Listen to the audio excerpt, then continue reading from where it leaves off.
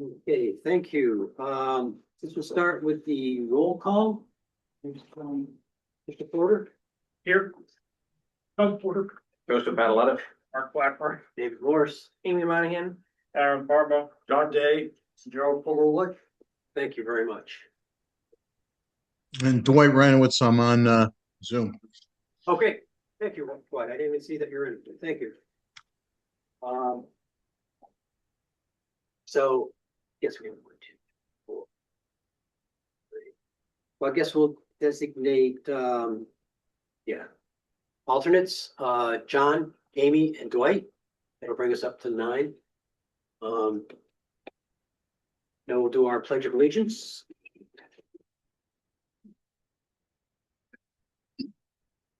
To the republic which is stands, one nation, under God, indivisible, with liberty and justice for all.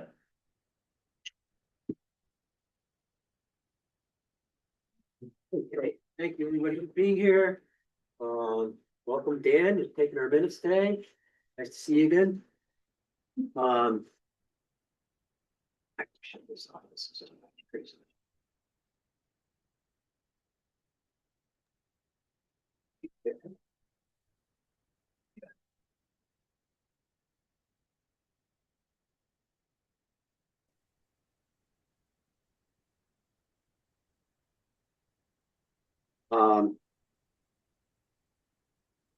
Welcome everybody. Thank you for being here. That's time came for my chair's report right now. Do we have any citizens' comments on anything that we're not receiving on tonight? Hearing none, we'll go to our minutes from last meeting, December 18th. Give me a minute to look at them.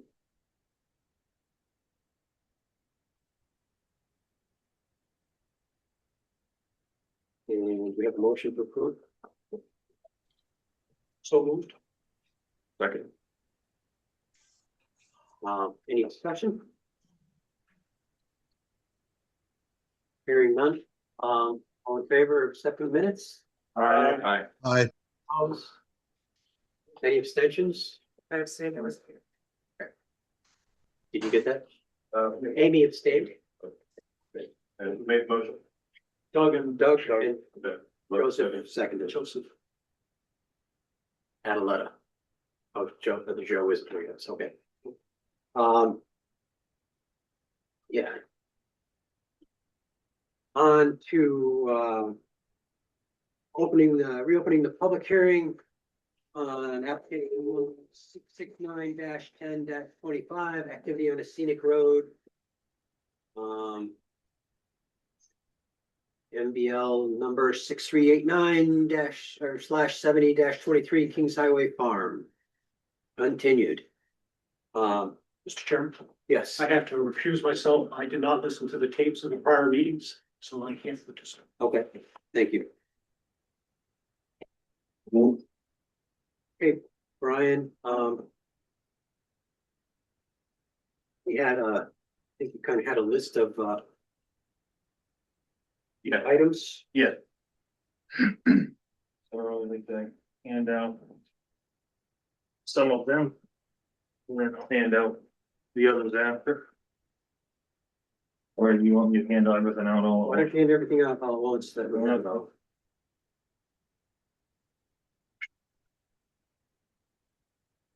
How many we got?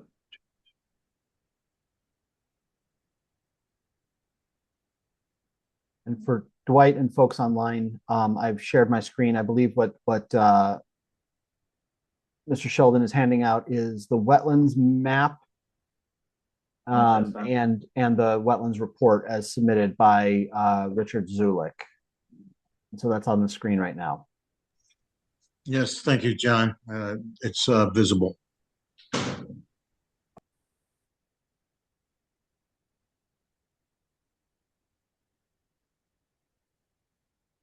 Brian, why don't you just send the stacks down and we can take one down and pass it? No?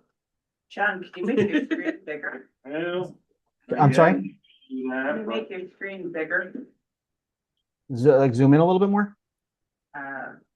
Yeah, you make it wide. Thank you. Okay, let's. And we can zoom in as if Brian needs to refer to something, we can zoom in as well.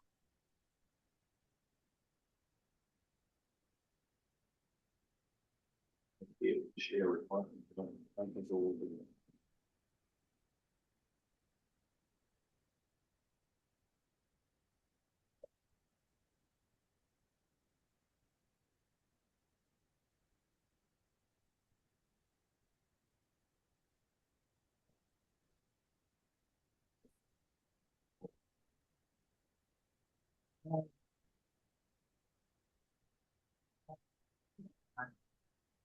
Did you want, David? I think I have everything here. Okay. Yeah, okay. Okay.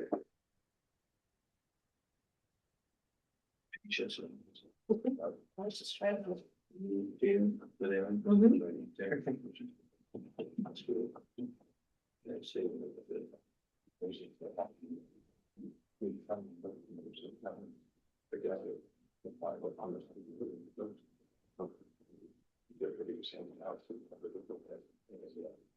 I guess this were after.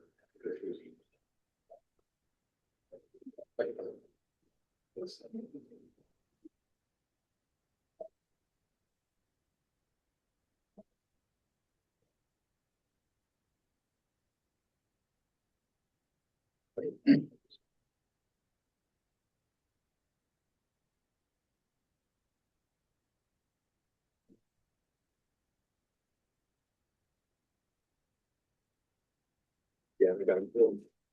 You got to share. Since they are, sure.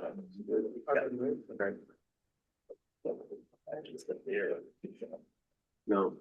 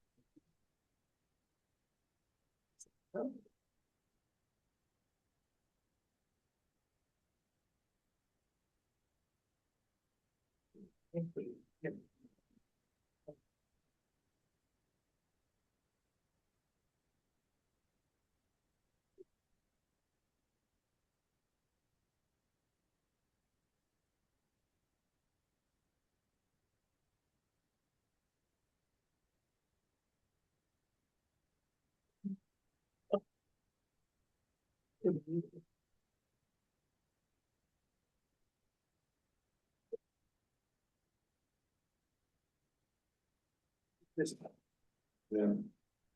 I can remember now.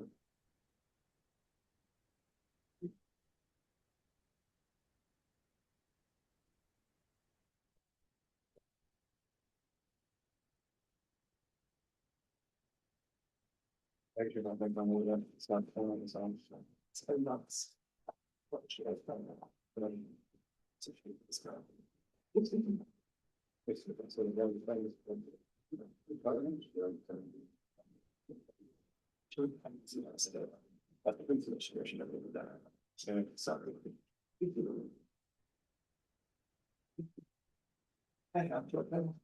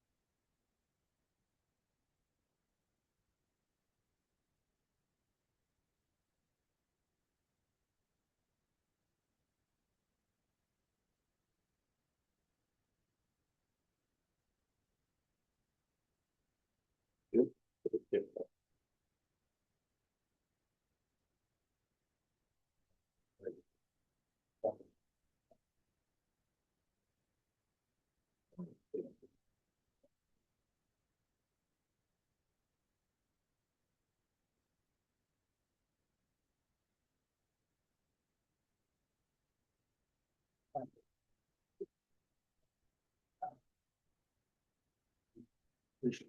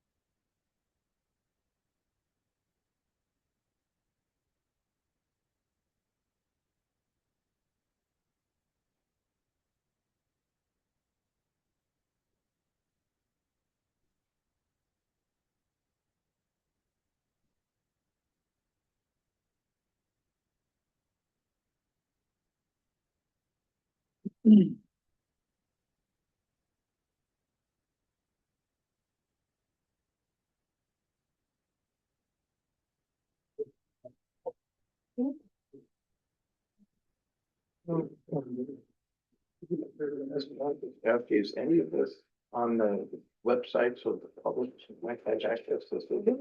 It is. It is on the website. All of these pictures are? The stuff received today. A lot of These photos, no, but the wetlands map. Yeah, that's good. That's the wetlands map is, well, I linked it from the website right here.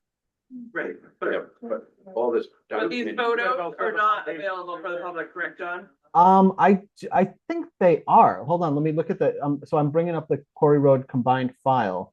I didn't see them, or.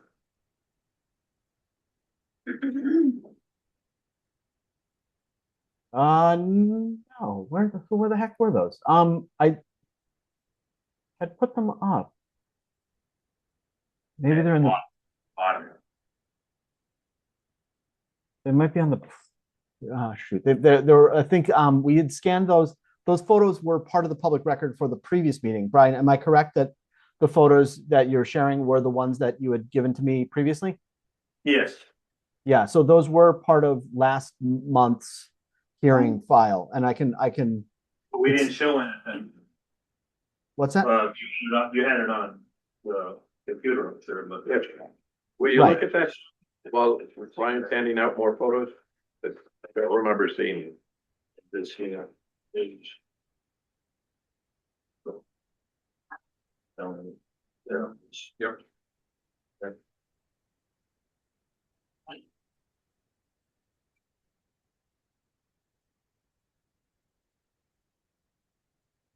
Or do I have one? Oh, this one? Or someone got it. Great. And then this one, then maybe.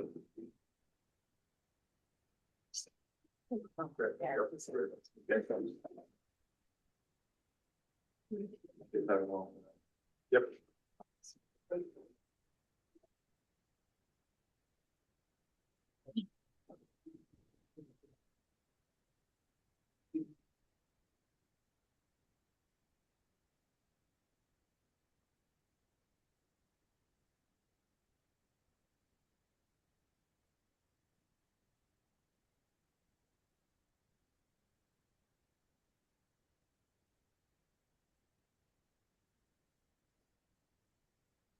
Yeah, so Joe or whoever had asked the question, if you go to the town website, and look at documents from previous meetings on the website, these photos that were submitted for the record at the last hearing, are all on the website.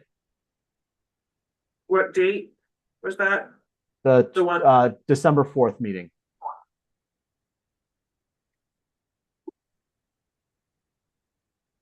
So these were submitted last meeting and were scanned and posted in advance of last month's hearing. They were not carried forward until this month's file, Yeah, but they are on the website available to the public. so it's the additional documentation tab, you can find them. Thanks, John. Yep. So, you want me to start? Yes, please. Brian Sheldon. I, first gave you the letter from the town. Cause, there was a certain individual that thought I was stealing the town's wood, which I was not. So anyhow, I donated 8 cords to the town barn. Yeah. And, that's the picture of the truck and, the letter from the town I gave you. Can you bring these up on the screen, John, as? Yep. So Brian, you're going through your photos? Yeah, I just showed the letter from the town of delivering a 8 cord load of firewood to the town barn for their heat. And, basically, I believe Joe asked me the last time how much wood. Right. And I think I told you 1.5 cords. Yeah. Let's call it 2 cords. I gave him 8 cords All right. because it's not even worth talking about. And then the next picture in that first set of pictures is the canopy looking from Pomfret towards Woodstock. It's that colored, there you go, John, you got it up there. That's the majority of the frontage, all to the left. Wyndham Land Trust to the right. So I know you were talking about a canopy. It looks like Vermont to me. It doesn't even look like Woodstock. So there's still a nice canopy left. Then,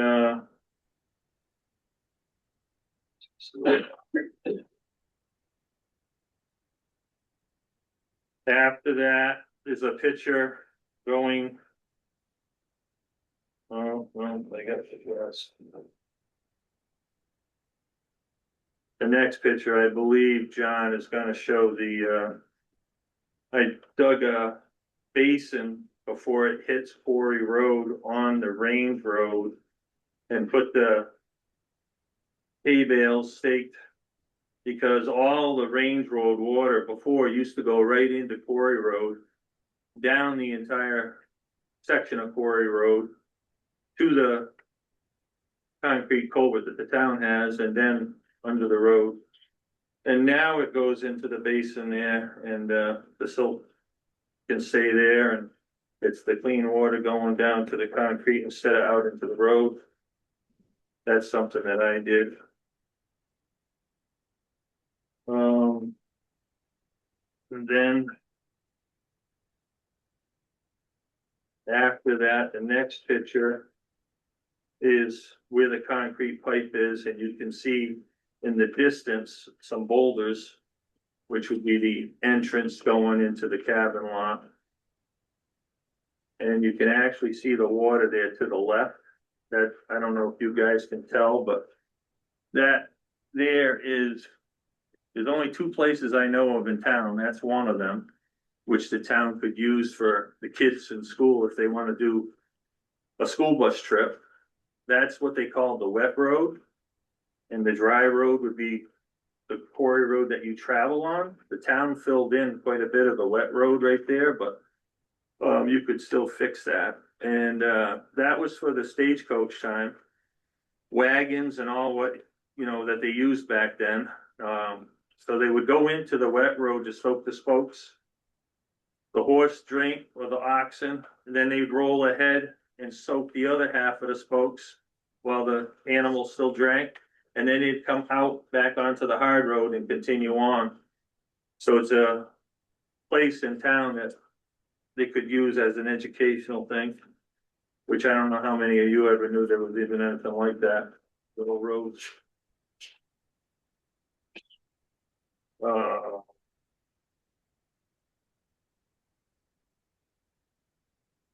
What's going here?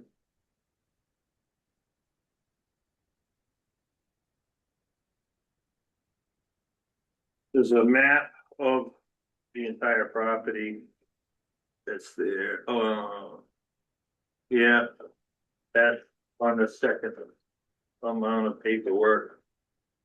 Trying to see if there's one more I gotta do on this, John, We have a couple of maps of the property here, Brian. There's the one from the town. yeah, there's the wetland there, so I gotta go to the next. Beginning of it.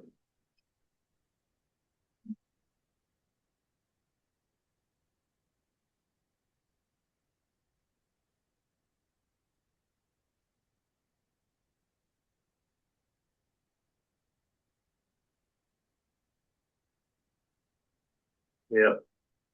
There's a map that says direction there. That's what he has up there now. So that one, if you went to the one that's labeled.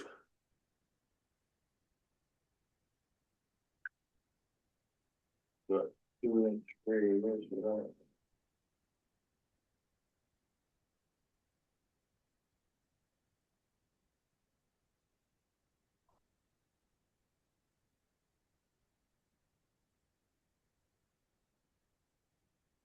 All right, do you have the picture of the one that was page 1? Yep. This is what you're talking about, image one, Brian? I'm talking about page 1 would be starting from Pomfret. Okay. And it says page 1 on it, so it says west of the range road, 650 feet. And right there, I think. Well, no, back, yeah, right there. You can actually see the house that's in Pomfret back in the background. So that's where it starts, the frontage. And then page 2.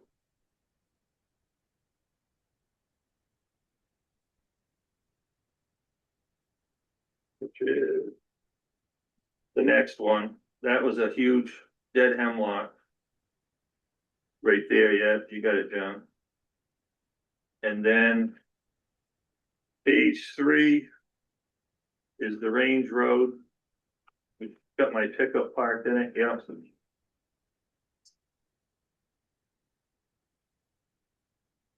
And then page 4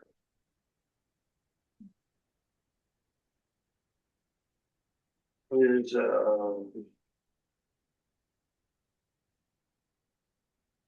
Boulders. yeah, that's the going into the cabin lot. Thought there was one in between, but yep, there's that one. And then page 5 is going to be past, headed towards Woodstock now. That was a dead tree there. And then page 6. That was another dead tree. And you're gonna see like rocks on the ground right there. That was basically where the tree was in the middle there. And which is now gone. And there is no stone wall. Basically, the stone walls on that entire road, in case nobody knows it, natives know. And when they needed a chimney built, they knew where to go get the stone. Because there's nobody that lived out there. When they needed a wall on a flower bed, that's where they would go. So basically all the stone walls, other than a few here and there, are remaining. But as far as destroying a stone wall, there's no stone walls there. Page 7. That was a big dead hemlock, and you can still see. Oh, there was 3 big leaders, and one of the top leaders is still in the distance there that fell off in the background. All those dead trees were dragged down to the range road and brought in there because Andy from the Wyndham Land Trust wanted them off the road, and I said, no problem, I'll put them down there in the range road on the property and get them off the edge of the road. So that's all of the pictures. And then go to, the wetlands that Rick Zulik did. And you can see on that, did I give you all a copy of Rick's? Did I give you one of these, John? Yep. Okay.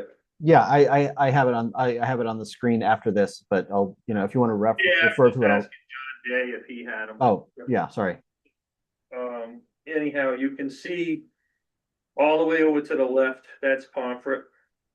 And then you come towards the range road, there's nothing. When you get to the range road, you can see there's like a wetland there because, like I said, that range road that used to dump right into the road, but there still was a little wetland area there, which actually pretty much goes the entire length down to that concrete culvert.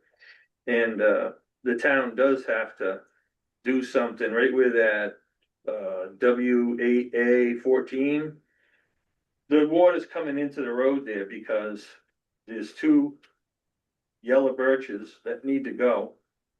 I know you don't want to hear that, but they need to go because it needs to swale there for this water to stay out of the road and continue on down to that wet road I was talking about for this stagecoach time. And then everything will be fine there. But that's up to the town to take care of that. And you can see further down, all the way to the end of the property is the Wyndham Land Trust again, on the same side as I am. And the entire south side is Wyndham Land Trust. So that's all I guess that I got to say on that. Well, any other questions?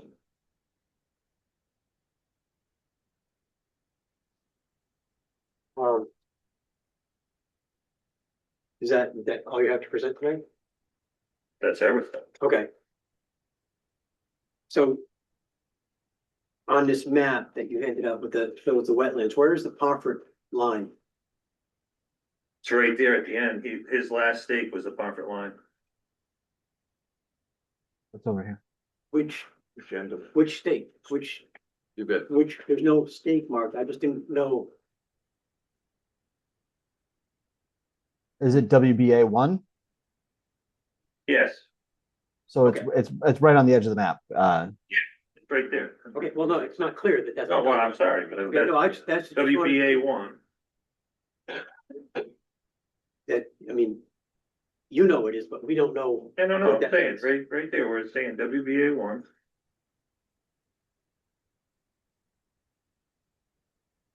The pipe is actually, the concrete pipe that's there is in Pomfret. Which concrete pipe you talking about? You don't see it, David, because it's in Pomfret. Well, you were talking about a concrete pipe. Yeah, that's down here in Woodstock. Okay, so that's, I doesn't said, matter if it's Pomfret. I just wanted to know where the Pomfret line was. on right there where WA 1 is, Okay, that's Woodstock. That's all I wanted to know. Okay, I don't really, I mean. well, what's it- there's an outlet there, but it's further down the road. It's not shown on the map, so No. it doesn't, it's in Okay. Pomfret. That's not really our concern at the moment. Okay.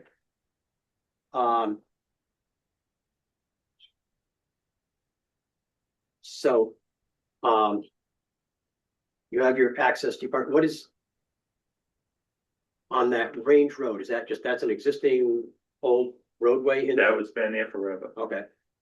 And you want your driveway permit is for where it goes into the access road up Yes, to your, Yeah, future, whatever you're gonna do up there. yeah, okay. So I'm just going through the list of things that we were on this. Yeah, yep. Location and description of trees cleared along the right of way. Right, so you got that map that I showed you and the pictures that were cleared on the right of way? Location and description, I mean, did you tell us like how many? And I believe it's in the description, that's, this.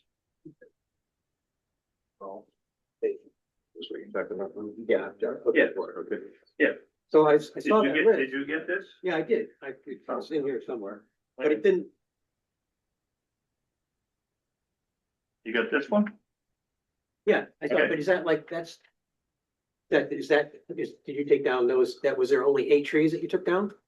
That's all there was. That was in Woodstock. Okay. Yep. Okay, just wanted to make sure that we were. That's all clear. Woodstock. Okay. That's what we're talking about, and that's what there was. Okay, sure. Like, and the pictures are where they were.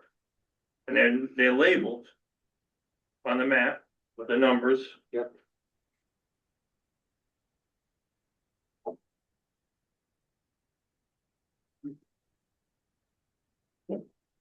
John, what was number 6 is proposed site restoration activities on Quarry Road or immediate adjacent to Quarry Road. Is that?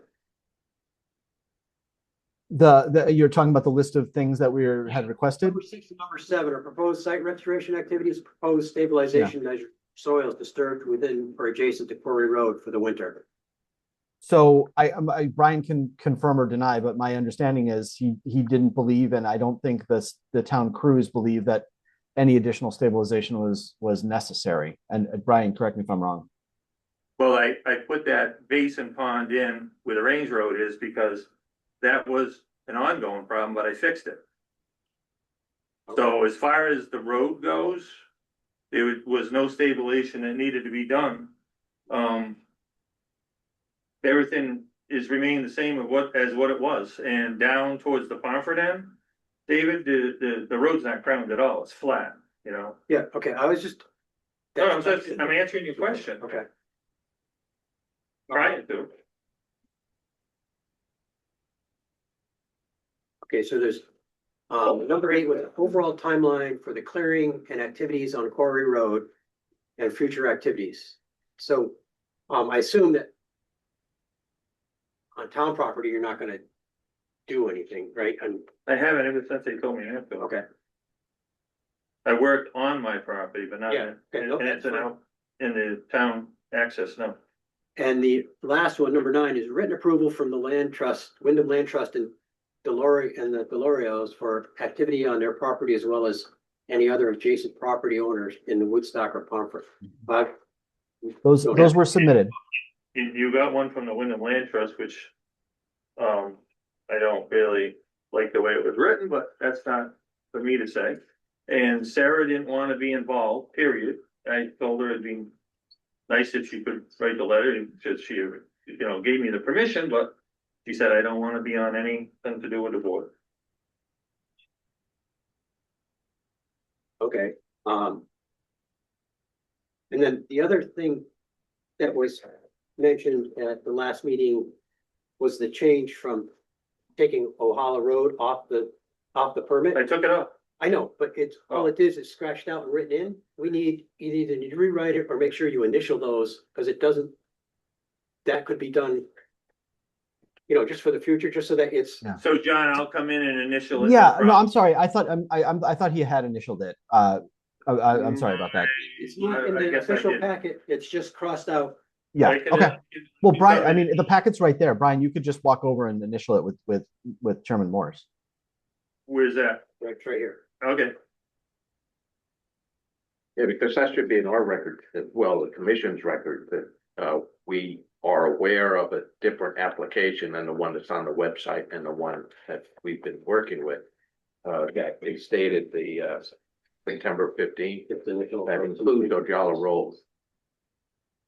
And I think some people were worried about Ojala Road, so we want Yeah, to make sure They were. any reference to Ojala Road is not part of this. Excellent. Yeah. So Okay, so now we've gone through all those. Do we, the commissioners have anything else, any questions or anything you want to say, Joe? This range road that never was a town road, It was. it was, Yep. but it was discontinued or, Yeah. The Boyce Farm is the last farm on Ojala Road. And I looked back in the history. There was a Pierce that was in the farmhouse where I'm located, which is if you went down Quarry Road, you can look right at it. And there was also an Arnold, and Arnold was a significant figure in town. He also lived there. Okay. So, But it's not a town road. oh, no, nothing of the sort right now at all. No, it's just history. It's basically. All I'm talking driveway. about is the history from way back when. It has nothing to do with a town road. It's basically a driveway. Yes, It's like a and, and when the King Highway came through, which I'm very good with the King's Highway, I live on it, on Fort Hill, off of 171. That went right to the north of that property. And a matter of fact, in the farmhouse lot that I call it, not Ojala Road, is all the bricks from my place brought there in the 1700s. That came from, well, that's another story. Anyways, as far as the history goes, Joe, it's amazing, and that was the first farm in this area with Devon, which is the first cattle brought over from England. Because they got the longest stride in their milk. Brian, we're just trying to get through this. Yeah, And yep. we just answer just try to keep it to this subject right now. Okay. I mean, I understand the history is fascinating, but Yep. we just need to get through this. Any other questions from the board? Yes. Just a couple of clarifications on the map that you have here, this one. This is the map I'm looking at. Which one, Joe? It says, Range Range Road, And and this is what? that's that farmhouse lot. It was always It clear. was always clear. Yeah. Okay, so the Range Road goes up to that? Yeah, it goes right by and goes, the original one came up here and went over this way and went straight up. The range roads were straight north to south, Okay, hired by the king to make. and then Ojala Road, where is? That's up here. It's right up here. If I brought in the big map, you would have saw the whole thing. Okay, so Oh. maybe on this one, Yeah. Ojala Road is somewhere. up See right here? This right here is the range road Okay. and Glenn's farm is right there. So just trying to understand, you were talking in the previous application, which we deleted. Yeah, A we did. reference to Ojala Road. Yes. How would that refer to this if the road is way up here? No, Joe, so Rocky Hill's here, okay? Okay, Ojala Road came right down through, all the way like this. oh, it's all the way down here. Yeah, but no longer. Okay, Oh. town road stops up here at Glenn's house. Okay. But it used, if you were back in the 1600s, you went right through. Then I'd be dead by now. Well, again, I'm saying history wise, okay? It's, the highwayman was hired by the king to make the range roads. All right, we're clear that this approval has nothing to do with Ojala Road. Right. Or act- It should be. Mention Yeah. range road. There is no range road on the map. Never been, so. Well, I beg to differ with you. Only- I know my only- range roads and that's a range road all day long. But only as long as it's off Quarry Road. It's a 4-rod range road, by the way.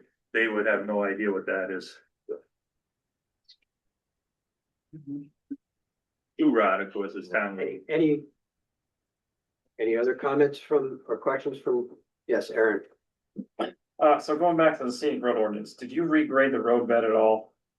Along Woodstock, in Woodstock? Did I regrade it? Yes. Just came down it, if there was a big rock, kicked it out to the side. But Yeah. did you grade anything to change the way the water flows off the road or did? No, not at all. No.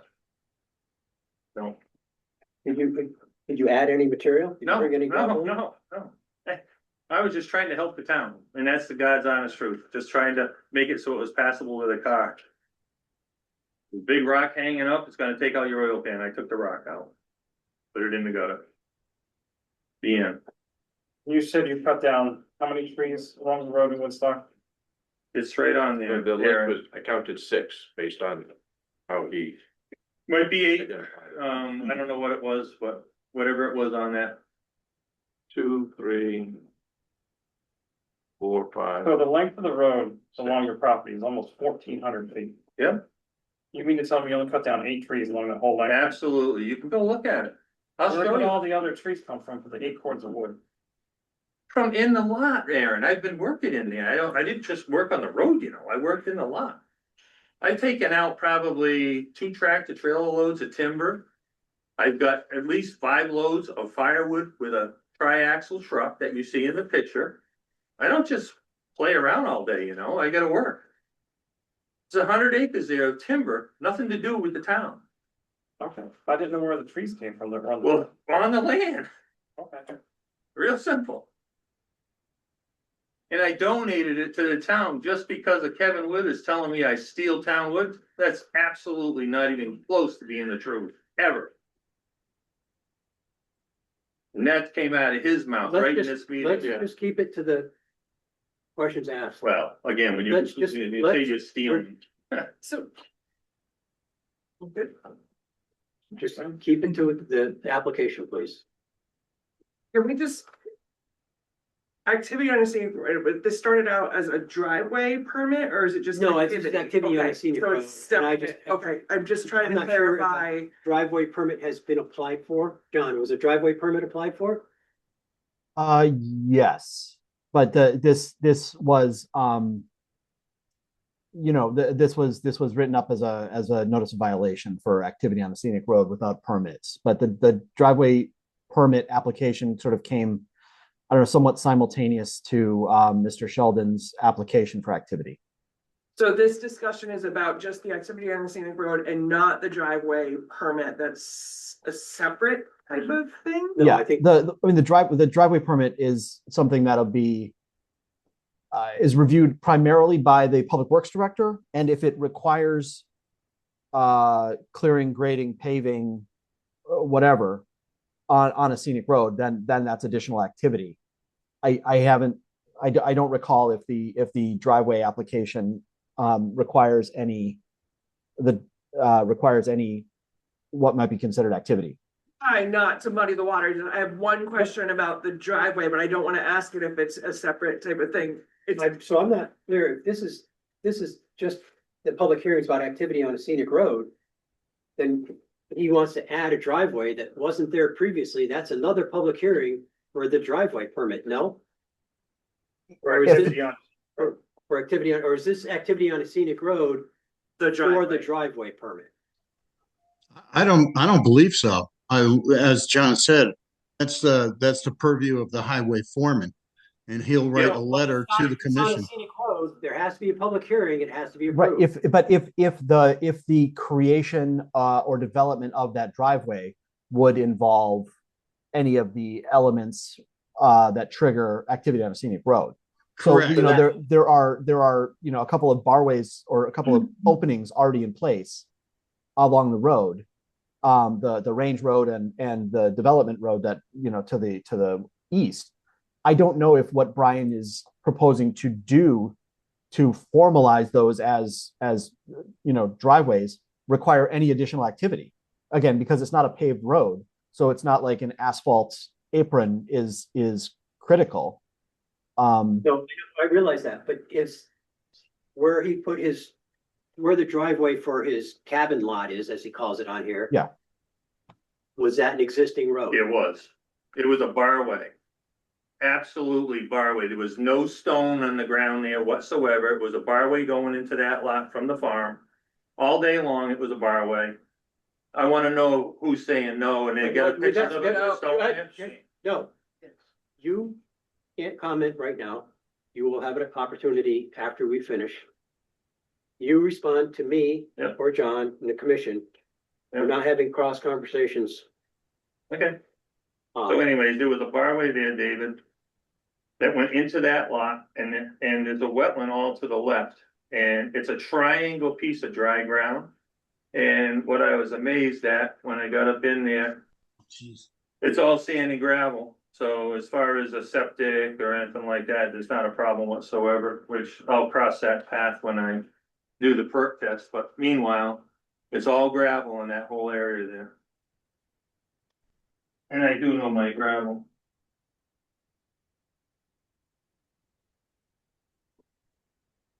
So have we clarified whether it's just the scenic road activity or whether it's the driveway? This is the activity on a scenic road. I believe it's for the improvement to the driveway, because you enlarge the road, right? To Yeah. to your lot. This picture is a pretty big entryway onto Quarry Road. From where your driveway to your cabin lot, just let me finish. Go Your ahead. driveway to your cabin lot, you improved it, made it bigger. I Right? did not make it bigger. All I did was take the brush out from in front of the actual barway. And Jason came and looked at it and I said, do I need a pipe? And he said, no, you're all set. The end. That's the town foreman, not, Okay, so that's the activity on a scenic road that we're moving. The driveway permit is a separate permit. Okay, But it's still a violation of the scenic road ordinance. so the only reason that I'm trying to clarify before I ask my question is I'm trying not to contaminate. But we now have wetlands, right? So any of that, like, does that opening work, whether that driveway, barway, whatever was done, is that in an upland review? And does this new wetlands delineation play into anything that we're dealing with tonight? That's what I'm trying to figure out. Because if you're putting in a driveway or doing activity in an uplands review area, then it should go through wetlands. But if that's not part of this discussion, then I don't want to bring it into the discussion. Well, that is wetlands. That's their responsibility. So the application would have to go through them too. But on the drawing, it looks like the access road is outside of the wetland demarcation. But we don't, Correct. there's no Correct. upland. Well, we don't know if that's the wetlands boundary or if that's Or the the upland road. review, that was my question. it says on here, the wetland boundary right up. Yeah, but there's also the wetland, there's the upland review, which is a distance from where the wetlands are. Correct, so if this blue line is the wetlands flags, then that's the edge of the wetlands, and anything that happens, the 125 feet, I believe, outside of that is the upland review area, so how does that play into our decision? He says it's up, This is all it's the up upland. beyond, Yeah, but there, it needs to be measured. it's on, the measurements, I believe, on there. Not the upland review is not marked on it. It just says uplands. It doesn't show where It doesn't show how the- far away the access road is from the upland. I'm not trying to cause a problem, I'm just trying to clarify what is relevant and what we have to get approval from out of another commission before we can approve this. It needs the Okay, I wetland. thought it was all right. No, that's his driveway report. Okay. That's the issue, right? Gotcha. John, Kuski, could you put the drawing up of that, wetland delineation map? I Sure. mean, that's part of the, discussion.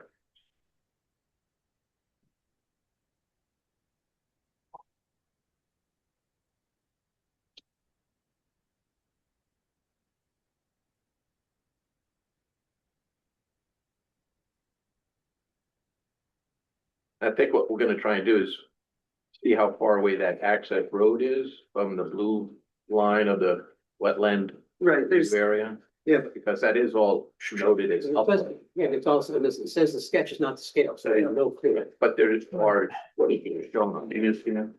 Yeah, but this one Oh, here. wait a minute. But I mean, the majority of the access road, basically northerly of the 3 stones that are depicted there, are outside the scenic road right of way and not really the. okay, juris- so that's not, Jurisdiction of this. that was my question in the beginning, I was just, I don't wanna approve something, you know what I mean, with. This is just for the wetlands review, which is the wetland, the road, it's not wetland, but the scenic Right. road to the town line. So any trees that he removed within the 125 feet That's, would be part of the scenic no, No. scenic road goes from It's the right of way. right It's from only the the park, right from the, yeah, from the town line to town, you know, where the road line is, that's the purview of the scenic road. Thank you. Behind the property line that, you know, where the town owns, they can do whatever they want. Right, I was just trying to Within- clarify that, thank you. yes. Yeah, so the scenic road is just like from, you know, where there's stone walls, it's basically stone wall, stone wall. And then behind that, beyond where the town right of way is, the property is not under our review for this purpose. And it looks like that access road entry is about 56 or 60 feet away from the blue line, because it's showing 65 feet on below. Yeah. And then 195 feet above Quarry Road. So, Yeah, but it's also, Yeah, right, it's sketch, not to scale, so Right. it's really, no, but he's got the footage. So I guess, The footage is there. yeah, from the town line, but we don't know what it is from the other side of the wetland. Well, no, inside, David, above Quarry Road, they got the boundary of Wyndham Land Trust, 195 feet to the driveway. And what he's saying is below Quarry, it's up 265 feet To the culvert. to the culvert. So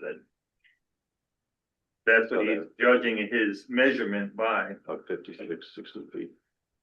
Okay, well, that's neither here nor there. That's a wetlands condition on. And that's why I was trying to clarify in the beginning. I have one more question. So any of these trees, right, we agree that these trees removed were exhibiting on a scenic road or no?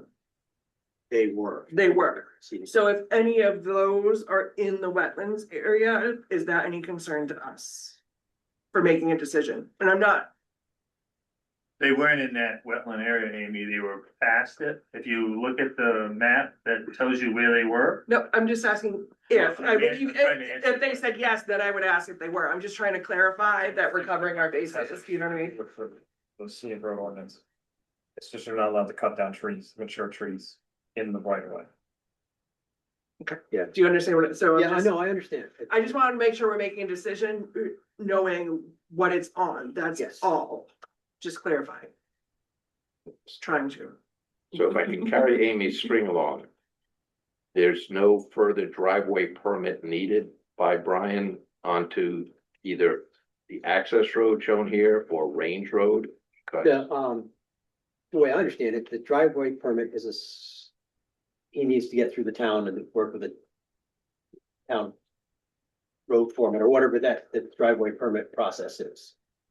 And that's, Okay, I mean, it has to do with activity on it. He needs his approval from activity on a scenic road before he can put his driveway in, and he has to talk to the town to make sure that the driveway isn't causing problems. and then come back to the commission because it's new activity on the scenic No. road. I don't believe so. It's a town foreman that tells you if the driveway is allowable. Well, I think that's true on non-scenic roads.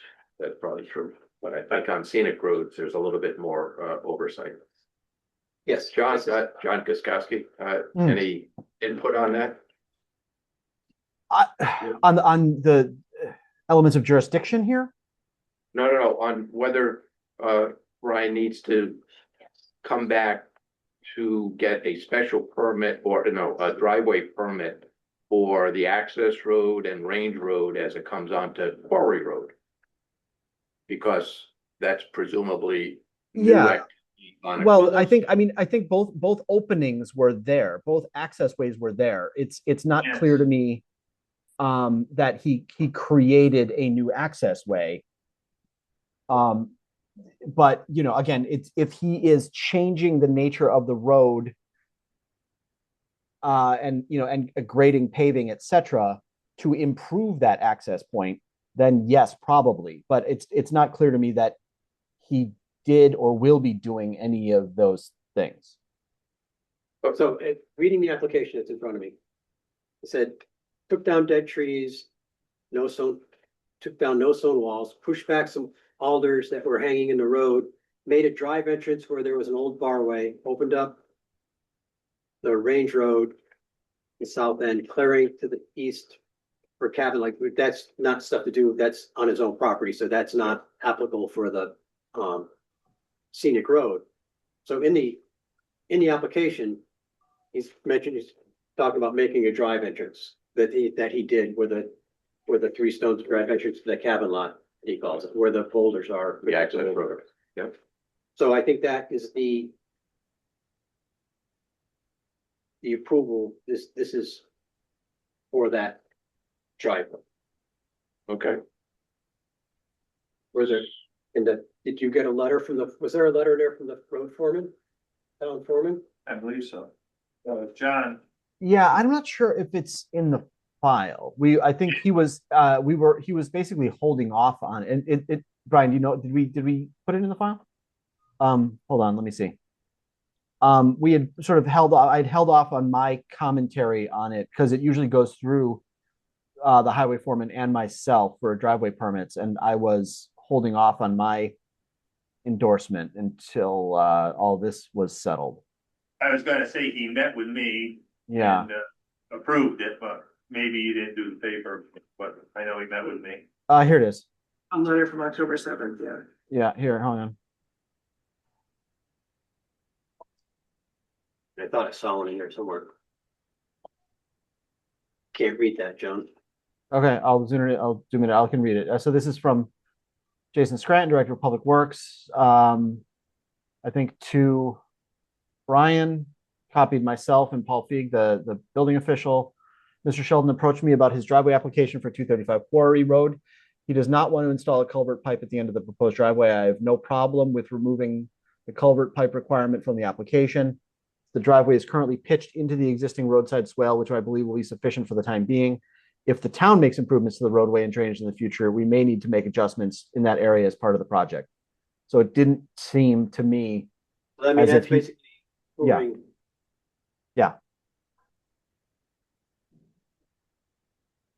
So I take it that there's no need for a future driveway permit. That's how I took it also. If it was an existing barway, I don't think it needs to be permitted. that- Unless, as John pointed out, there's change.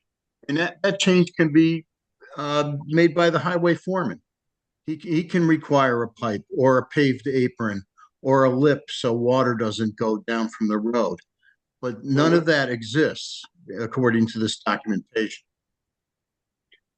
And I think this just refers to the access road to the cabin, not to the range road.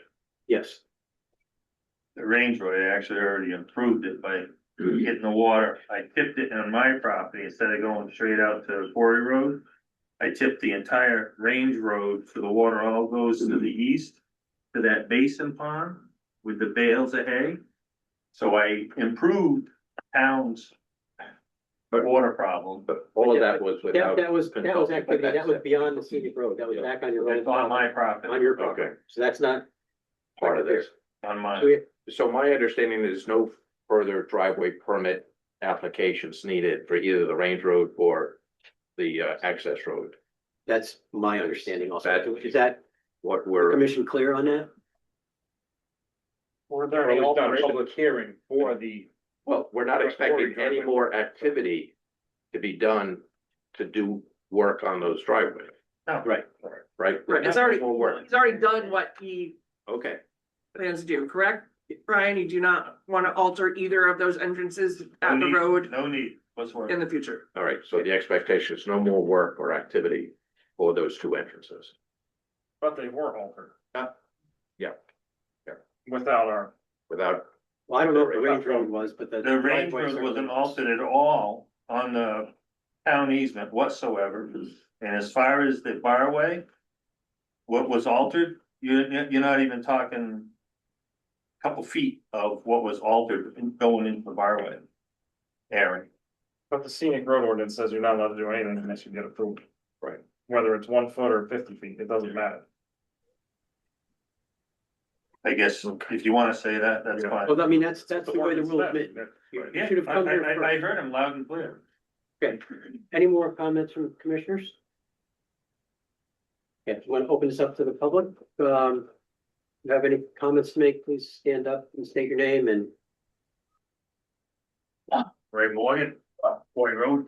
I think, I really got nothing to say. I think you guys said it all. I mean, like you said, there is no penalty game any further. What's done has been done. It's just sad, but I don't even know what to say. There's, yeah. You guys all recognize it, and like I said before, if it was done on any other town road, that would have been fine. Pike would have got away with it, but it was a scenic road, and we gotta let them know how important the scenic roads are. And we gotta protect that as much as we protect everything else. That's why, I think that's why we're all here. Thank you. That's all I got. Anybody else? Yeah, Gene?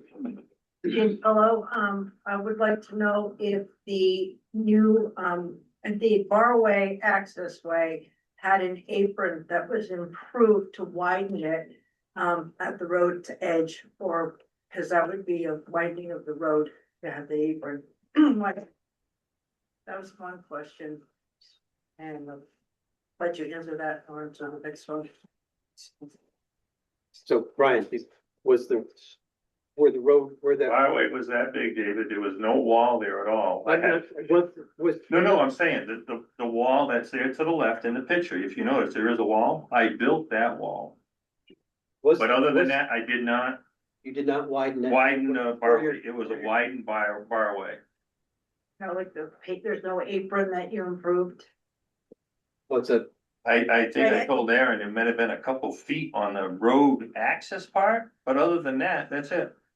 So that is that activity. is activity, there was activity on the scenic road. Mr. Chairman, Mr. Yes. Chairman, that was a widening of the apron. That didn't widen the road. So No, the apron was, The access, but it was activity, it widened his driveway, which is why we're all here, because you're supposed to get permission before you do that, and it wouldn't have been a big deal. We probably would have said yes, because you need to be able to use the road. It's just the order of the things being done. That's understand. the part. I mean, it's just, I'm sure he widened it out so you could get in and out easier, just turning vehicles in and out. But, the deed's been done and we're doing this backwards.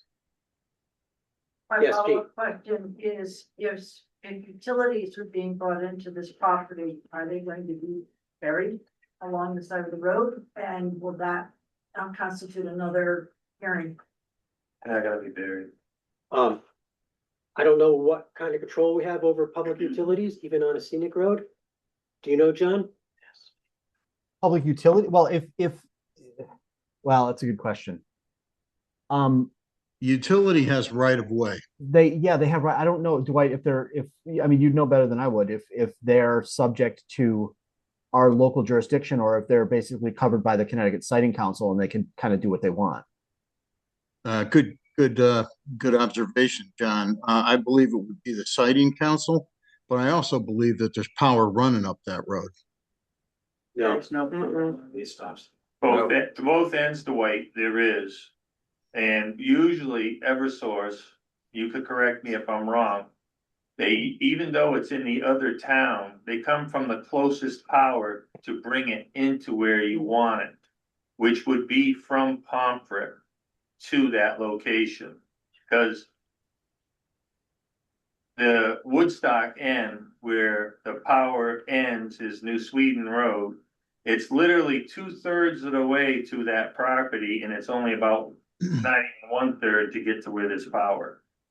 So it would more than likely, if there were power, it would be coming in from Pomfret and that little stretch of Woodstock to the site. And again, that's Eversource that would make that decision. So in other words, the trees that were taken down probably would have come down anyway. Well, there's gonna be more trees coming down if whatever they decide that needs to be taken. And that won't be me, that'll be a bucket truck and a tree works. Well, that's not the issue here, and I appreciate your concern and I understand, but yes. Glenn Boyce, just one picky point. On the application, Brian, you took off Ojala Road. Did you also take Ojala off of the cellar hole you mentioned? Only because. Yeah. Thank you. It's all Thank you. And initial. all initial? Yeah. Yes. Everything else, you guys. Any more comments from the seeing none, we'll move back to the commission. Does the commission have any more comments? Will we close the public hearing? No more comments? I'll second it. Okay, any discussion? All in favor? Aye. Any opposed? Any abstentions? So moved.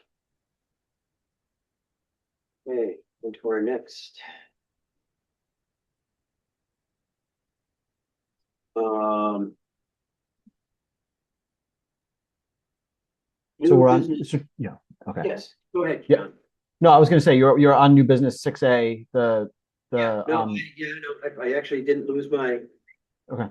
Agenda, which I usually manage to do at least 2 or 3 times a meeting. application number 672-1-01-26, 33 Meehan Road.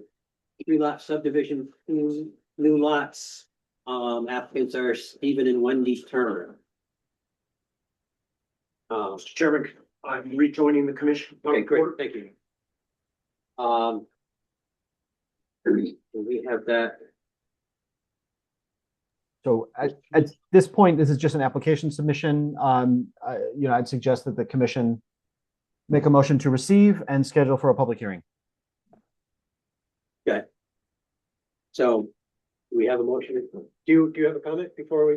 Nope, I'm Paul Archer surveying representing Stephen Wendy Turner, so I didn't know if you wanted a brief presentation of what was going on, or if you want to schedule for a public hearing next month, I'll be back next month.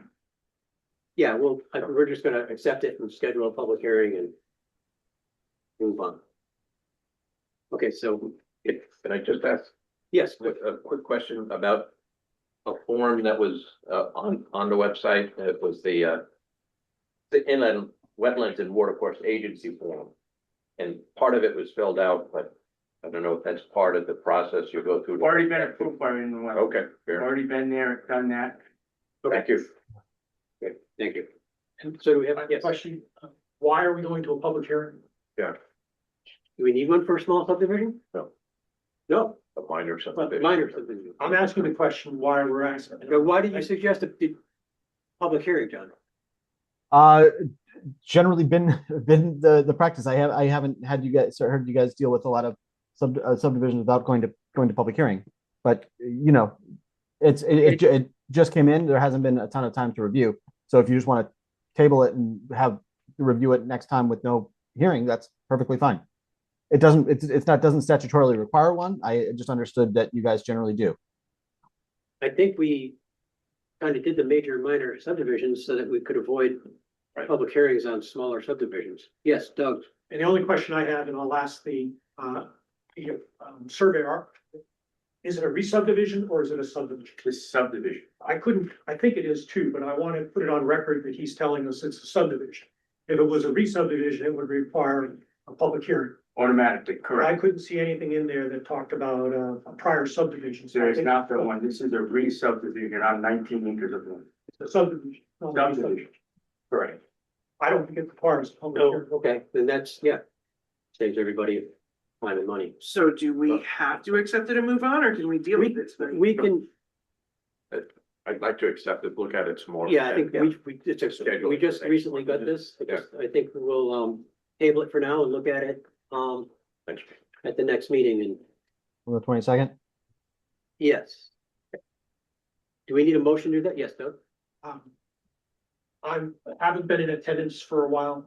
I just think we should make sure we have a system that we're gonna go through when we do this. And I also always like to tell applicants and their consultants if we have any issues right up front. There isn't a conservation checklist included in the package. That's going to be required when we go to review it. So if we want to look at it next month, I think we should let the applicant know we're missing the conservation's checklist. You also are missing the health department approval. Nope, that's it, that came in, It's not in the record. okay, it's here. Okay, great. I saw the subject, the septic plans Usually- were done, Yeah. but it didn't have a letter saying that. Usually this gets sent to the town hall too, so usually we don't include it. So, But it's not on the public record right now, so. okay, I just, I make sure. you don't want to surprise you next month when you come in and we, Correct. where's the health department record? And you'd say, oh, you didn't mention that too. Yeah, there's one other thing too, I know you did an erosion and sediment control plan, but you need a stormwater management plan also. Okay, Is that required for a minor? Yeah, that's required. for a minor subdivision? I don't know if he has to disturb more than a half an acre, and I'm not sure if he does. It's close. That's something he should be able to address to us. I've got a So, Steve, Got a question for John Koskowski, to confirm if you'll be working with the applicant about all the requirements of the minor subdivision documentation that will be provided. Doug highlighted a couple. Just wondering if you'll be able to work with him to ensure that all the required paperwork is provided. Sure. Okay. And that, Good. Go ahead. at our last meeting, when we were talking about the special permit, I went through the regulations and reviewed it. And you asked, and I asked why our consultant hadn't done it. And you said that, well, that's something the commission needs to talk about. And I think it's appropriate for the town planner to go through our regulations and say the applicant is in compliance with these, or is missing these things, so that all of us are comfortable that a professional has reviewed the application. Good point.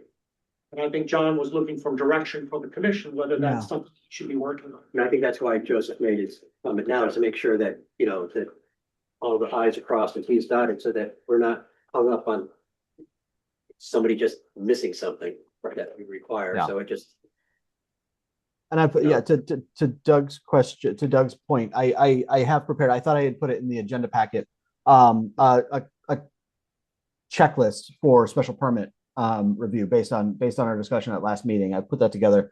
I can do the same for the subdivision reviews as well. yeah, just to make sure and deal with the, and talk to the applicant to make sure they know what it is and that they have everything. Mm-hmm. Okay. So that we're not reminding them here. When I was looking at this application tonight, I kept looking through the regulations for the developer's checklist. It's no longer in our subdivision regulations. That used to be really helpful, to make sure that you didn't miss something. And Yeah. that might be something we want to look at and see if we should reincorporate that into our regulations. And it was, Yeah, Just- it doesn't necessarily need to be a regulatory document. It's really just a tool, but right. yeah, we can provide that, certainly. Okay, so And with that, I'll make a motion to accept the application, as submitted to be reviewed at our next meeting. great, thank you. Do we have a second? Second. Any discussion? All in favor? Any So it's opposed? not a public hearing. No, we don't need a public hearing. Thank you. Any abstentions? So moved. And our next meeting is the 22nd. We moved it from the 3rd to the 4th Thursday. That's correct. Okay. 22nd, you said? Yes. Do we need, is that noted? Do we need to? That was changed. Do we have to do something on the public record? So No, shows that was when we approved our schedule of meetings for the year. That was included. I just wanted to make sure that we're not. Yep. Something that needs to be noticed.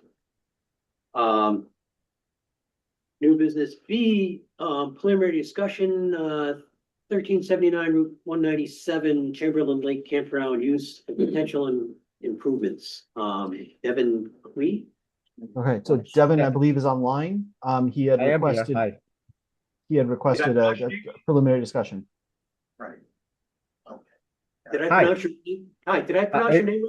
It's Devin Q. Q, okay. Right. Yes. I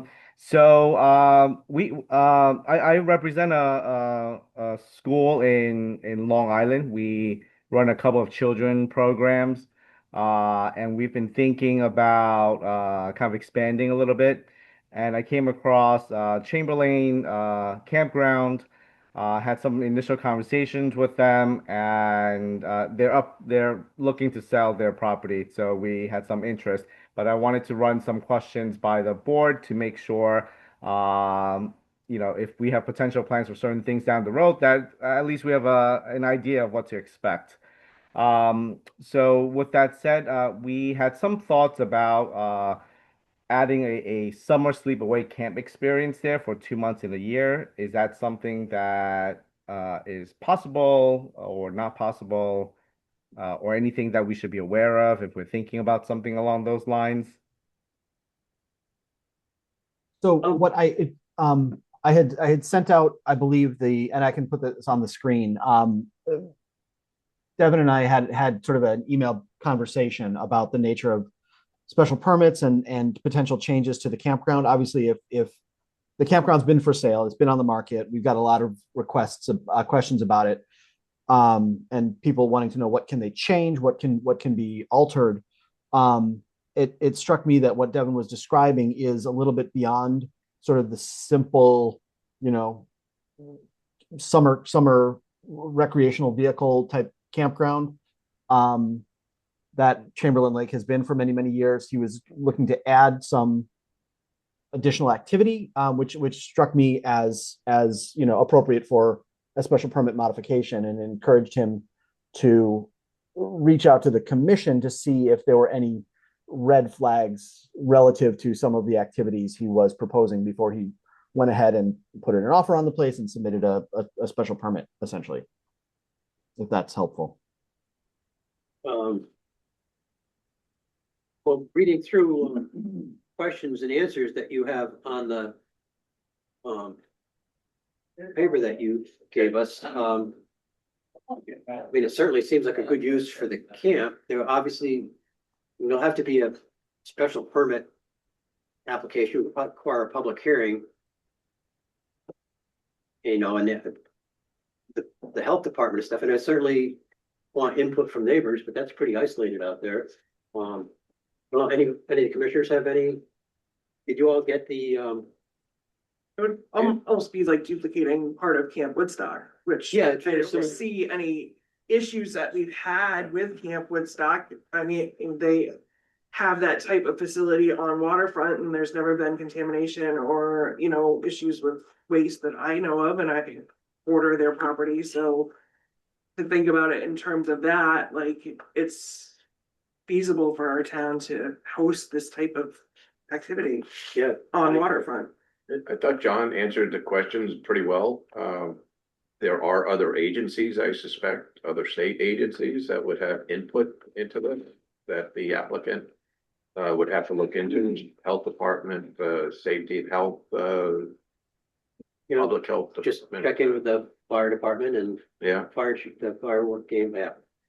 Fire chief or whatever they. But so a lot of that is all just sort of procedural to make sure that he's not violating any public health, safety, or other regulations. It's really more of a are you guys trepidatious about anything in particular about sort of expanding the use, as Amy said, to more or less be at least a partial day camp. I see that, it just is, possible continue running current campground operations year round. So that, I'm assuming, is cabins, or is that, I know others with your Boy Scouts go camping, winter camping in tents even, so it's not, but is this, you're gonna have water year round then? I'm not 100% sure. So I know their current year-round operations, it does include renting out like space for RVs to go in and things like that, and probably use of the pond. I'm just indicating that whatever they're doing now, that they've been doing for however many years, we'll continue to do that because summer camp program is really just 2 months. And in regards to working with the Department of Health, because we currently do run programs, we have years of experience working with Department of Health, fire marshals, the state of Connecticut for kind of rules and regulations around and that kind of thing. Yeah. Okay, Doug, you had a question? Some of you might not know, but I used to work for a company called Woodstock Building Associates. By the way, we built 7 of the buildings at Camp Woodstock. And this is different than Camp Woodstock. Camp Woodstock was an existing day camp. This is a change in use. This is coming from a campground to going to a day camp. That's going to make a difference. I'm not saying it's positive or negative, but it will make a difference. The biggest difficulty I had when I was working with Camp Woodstock was getting health department approval. And we haven't seen any kind of drawing of what is going to be there. But once the demand gets over 5,000 gallons, it's not a local health department decision, it's a state decision. And it's 7,500, but yeah. Okay, well, I'm old, it used to be 5,000, so maybe it's 7,500. And I just don't want the applicant to not understand that that's not an easy process. And so he may want to make sure that he checks with an engineer, or that's when he's talking about the project, may not want to go over that 7,500 gallon threshold because it's an entirely different process. Is that it? Sorry, is that 7,500 gallons of water being used? Is that Wait, that's generation of wastewater. generation of wastewater? Gotcha. Based on the water. Right. And it's based on the occupants and things like that. That's a thing that you need to be aware of early. Yeah. Because it's not gonna get that overnight. So, and the other questions, John, I think we just need to bring it to the applicant's attention. We have very detailed special permit requirements. One of them is an A2 survey of the property. And I can't, you know how many acres the property is? I think it's somewhere in the 40 to 50 acres. That's a significant expense to get an A2 survey on 40 acres. So you should be talking to an engineer or a survey in the area and find out what kind of costs you're looking at for doing that. We do have provisions within our regulations to waive some of those things. But since we don't know what the proposal is yet, I don't think the commission's any position to waive anything. So the applicant just needs to know, right now, our regulations require an A2 survey. Got it. Quick question there. If the actual use of the land is, let's say, only 5 acres, do we still have to survey the whole thing, or only the areas that we would consider using? Our regulations say that you have to survey the property. Now, that doesn't mean you can't petition the commission to ask just to have the A2 survey in the area that the work is done. But we are under no requirements to grant that approval. Of course.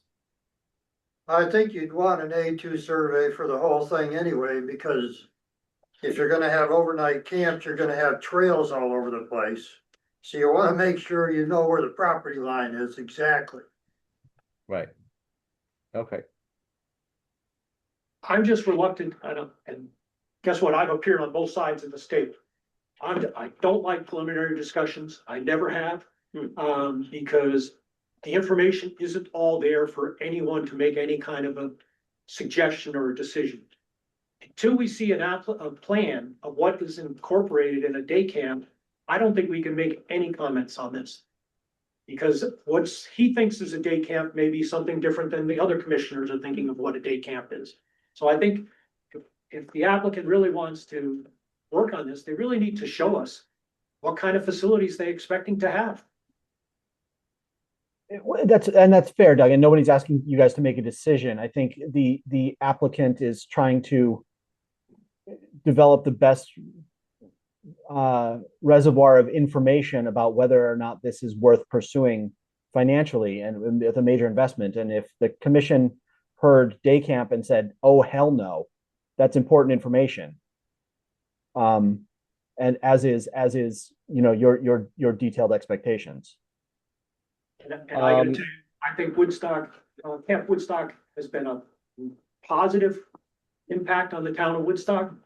But we don't know what this is, the shape of this yet. So until we get that, I'm not sure if we can give much guidance. Got it. Can I just ask like 2 more quick questions, very general. In terms of adding extra structures, let's say a cafeteria building or indoor activity space, are there things that we should think about, or are there, let's say, like, maximum interior space based on 40 acres, or are there any type of thing to be mindful of? There are probably maximum coverage percentages, but on 40 acres, you're never going to get anywhere close. I don't think you're space limited at this point. Gotcha. That's what I was thinking. And then one last thing, since it's right next to a lake, if we wanted to extend the size of the dock, are there certain restrictions that we should be mindful of there? I'm sure there are limitations, but if there's any just pointers that you can share. That would be Wetlands. Wetlands Commission. Wetlands Commission is a different commission than us. Oh, okay. And it's also depending on the jurisdiction. I don't know if the DEP would control docks at that point, or some of the inland waterways jurisdiction is a little bit fuzzy to me sometimes, but that, yeah, someone would have to look at it. Okay. Great. I think that gives me a rough idea. If there's any other, tips or mindful items, that'd be super helpful. But thank you so much for sharing about the A2 surveys and the 7,500 gallons of wastewater. Those are all information that we're not privy to. We have one more comment before you leave. Yep. Yes. So WBA also built the cafeteria building at Camp Woodstock. You are going to need a grease trap. And Yes. again, you need to be talking to an engineer to figure out what the costs are of that. But that's gonna not come from us, that'll come from DEP. But it's just something nobody thinks about, and all of a sudden, there's a significant expense to install a grease trap. Perfect. Great. Thank you so much. You're welcome. Thank you for your interest. Thank you.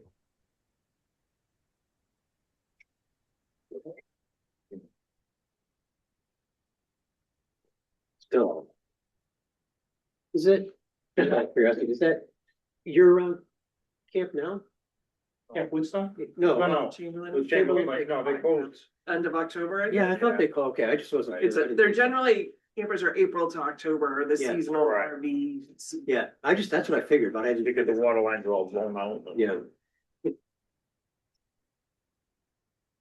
Okay,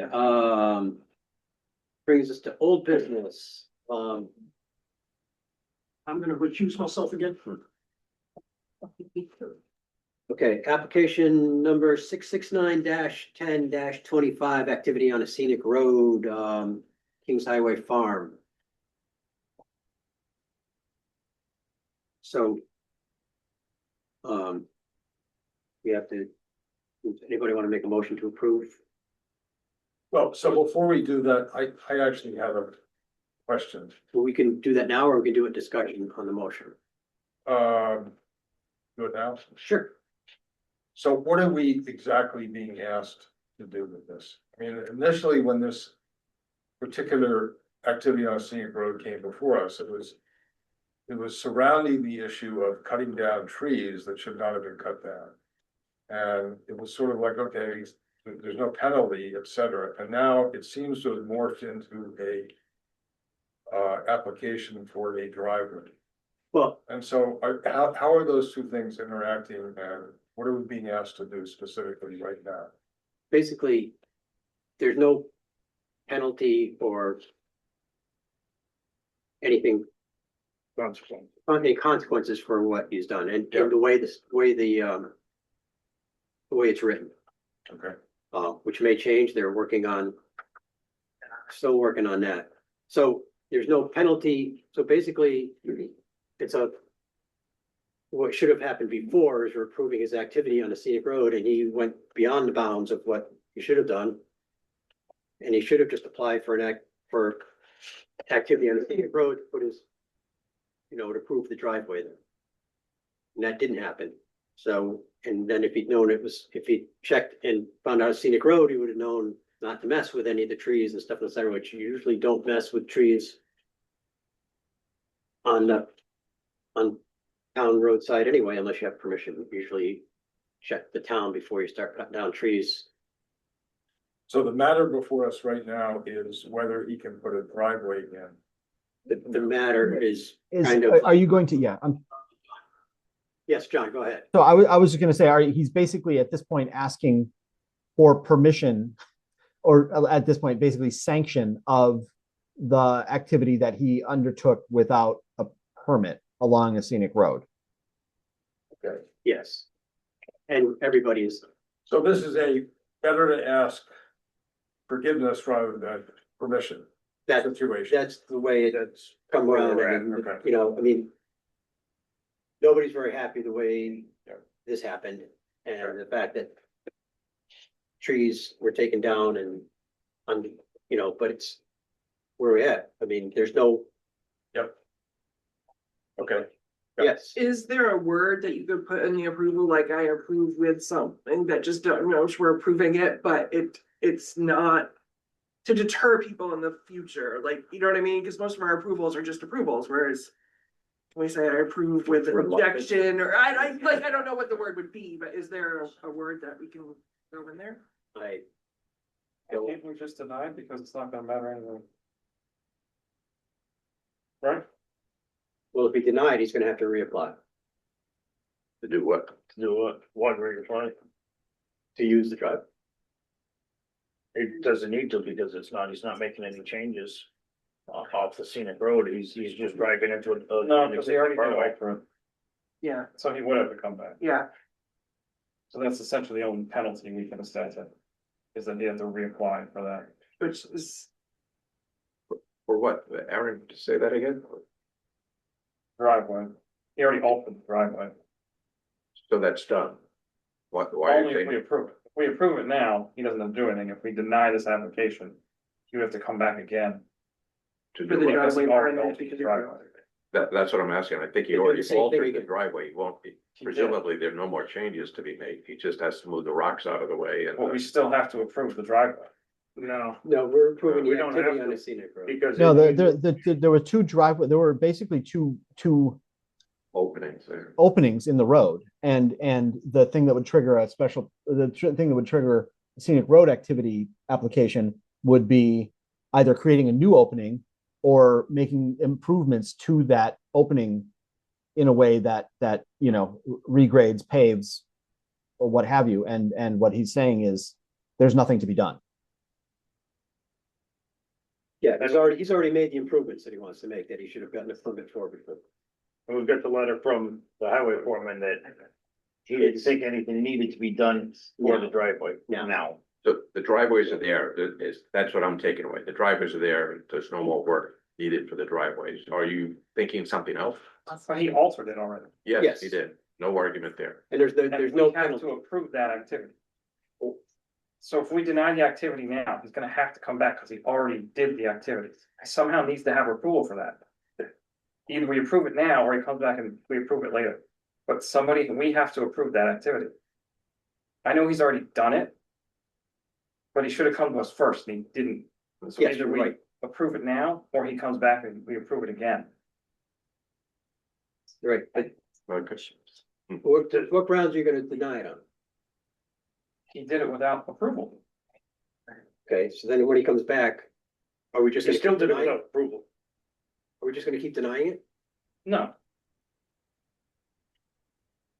So But he didn't get it. I feel like this is the only thing we can Yeah, do. I mean, this is, so you're looking The for only a thing we penalty, can do you're is looking try for a to penalty and deter making them reapply and have another public hearing. I understand that, but this is the only thing we can do to try and deter people from violating this ordinance, because this isn't the first time it's happened, it was probably not gonna be the last. And until we have an ordinance that says you're gonna get penalized for doing something, this is the only thing we can do to, And this is not the first time it's happened. We've had and it this won't be the happen. last. I know, and it won't, but Have you ever denied them? usually not, because usually they're pretty reasonable. So I They're guess, people trying to get access to their property. So, So you need so in other words, we're gonna deny the application. And then he's gonna file another application, and then we're gonna say, okay, the changes are there. Okay, this is good. You're approved. What's where the you're coming point here? It's It's just to do it. Has, has the road been restored to the way it was? Has Quarry Road been restored? Has all the trees that were taken down, have they been cleaned up and taken out of the right of way of the road so it's safe for traffic? Has any other violations taken place? I think that's some of the stuff that we should be looking at. Yeah, but Brian went and asked the town of Pomfret, can I do this? He went to the Wyndham Land Trust and said, can I do this? Why did he not go to the town of Woodstock and say, can I do this? Hey, He went to Pomfret, he went to the Wyndham Land Trust. Why would he not come to the town of Woodstock? That just doesn't make any sense. It's fine. I understand what Mr. Aaron is saying, and I understand Aaron exactly, but I don't think we'll get anywhere if we have him come back again. Now, it's not like this guy got away scot-free. he had to hire a soil scientist, that cost some money. He gave the town 8 cords of wood, that cost money. So I think he's learned his lesson. And I'm hoping that, you know, nobody else on scenic roads does what he did. But I don't think we're gonna gain anything by bringing this back. Yes, John? So I completely agree with that. To me, there's 2 issues here. One is, we don't have an ordinance to punish people who break the rules, and that's one issue. The other issue is what to do about the permit for this road, and the guy should have access to his cabin. And we have the ability to do that, and I think making him come back here a second time doesn't make any sense, because we're gonna approve it anyway the second time. So, you know, it sucks, but I think that's the way I see it anyway. And we have approved changes that after people have done it before, so I mean, you kind of set a precedent. I mean, I am looking forward to seeing the ordinance rewritten so that there's penalty phase, and then then there'll be Penalties for penalties. I mean, shame on us for not having a penalty and enforcement for this. Yeah, correct. So So can we approve with a fence, which is, you know, the breach of a law or rule? You make that motion, I approve with a fence, this scenic activity. Well, Was that a motion? Was that a motion? I'm asking if you can, and if you can, then yes. It has a certain ring to it. I've been Googling for just the right word here. So to get ball rolling, I'll make a motion to approve the special permit application with reluctance. Based on improper activity relative to our scenic road ordinance. I'll second. any more discussion? And I want to add another comment just to the record after the motion. I fully sympathize with Aaron's point of view and would support that if we really did have some type of punitive measure to go along with the denial. I'm really disappointed in the whole process that a longtime resident of the town of Woodstock took it upon himself to go ahead on a scenic road and do things that were not permitted, not allowed on a scenic road. Been reading different articles of states, nearby states that have severe penalties when trees and property that is not owned by the person who takes down trees requires replacement of like size trees. And in places like New Jersey, that's cost an adjacent landowner over $2 million to replace fully grown trees on a neighbor's property that the adjacent neighbor cut down to get a better view of Manhattan. And there are other examples like that. We saw one with our governor, Governor Lamont, accidentally had trees on his neighbor property, unbeknownst to him, according to him, cut down. So there are penalties, and we don't have that in place. I don't know that we can be that severe, but I just wanted to add comments to the file that it's a very disappointing action taken to me. And I sympathize with Aaron. Well stated, Joseph. Yeah, I mean, I think we all sympathize.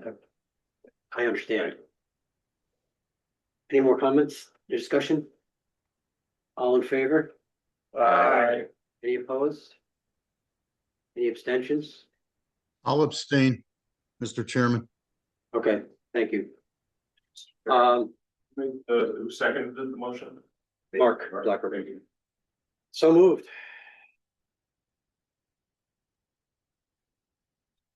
Welcome. Order back to the party order.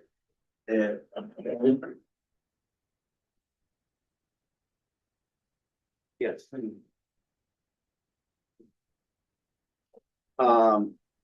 POCD update.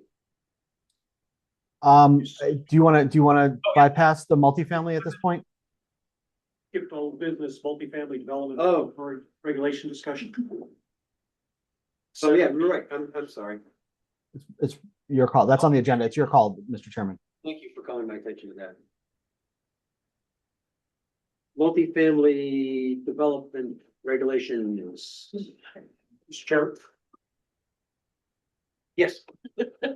trying to be nice, I'm not just yell at it. Yeah, I'm not used to that. Again, I apologize, I haven't been involved in the commission fully for a while.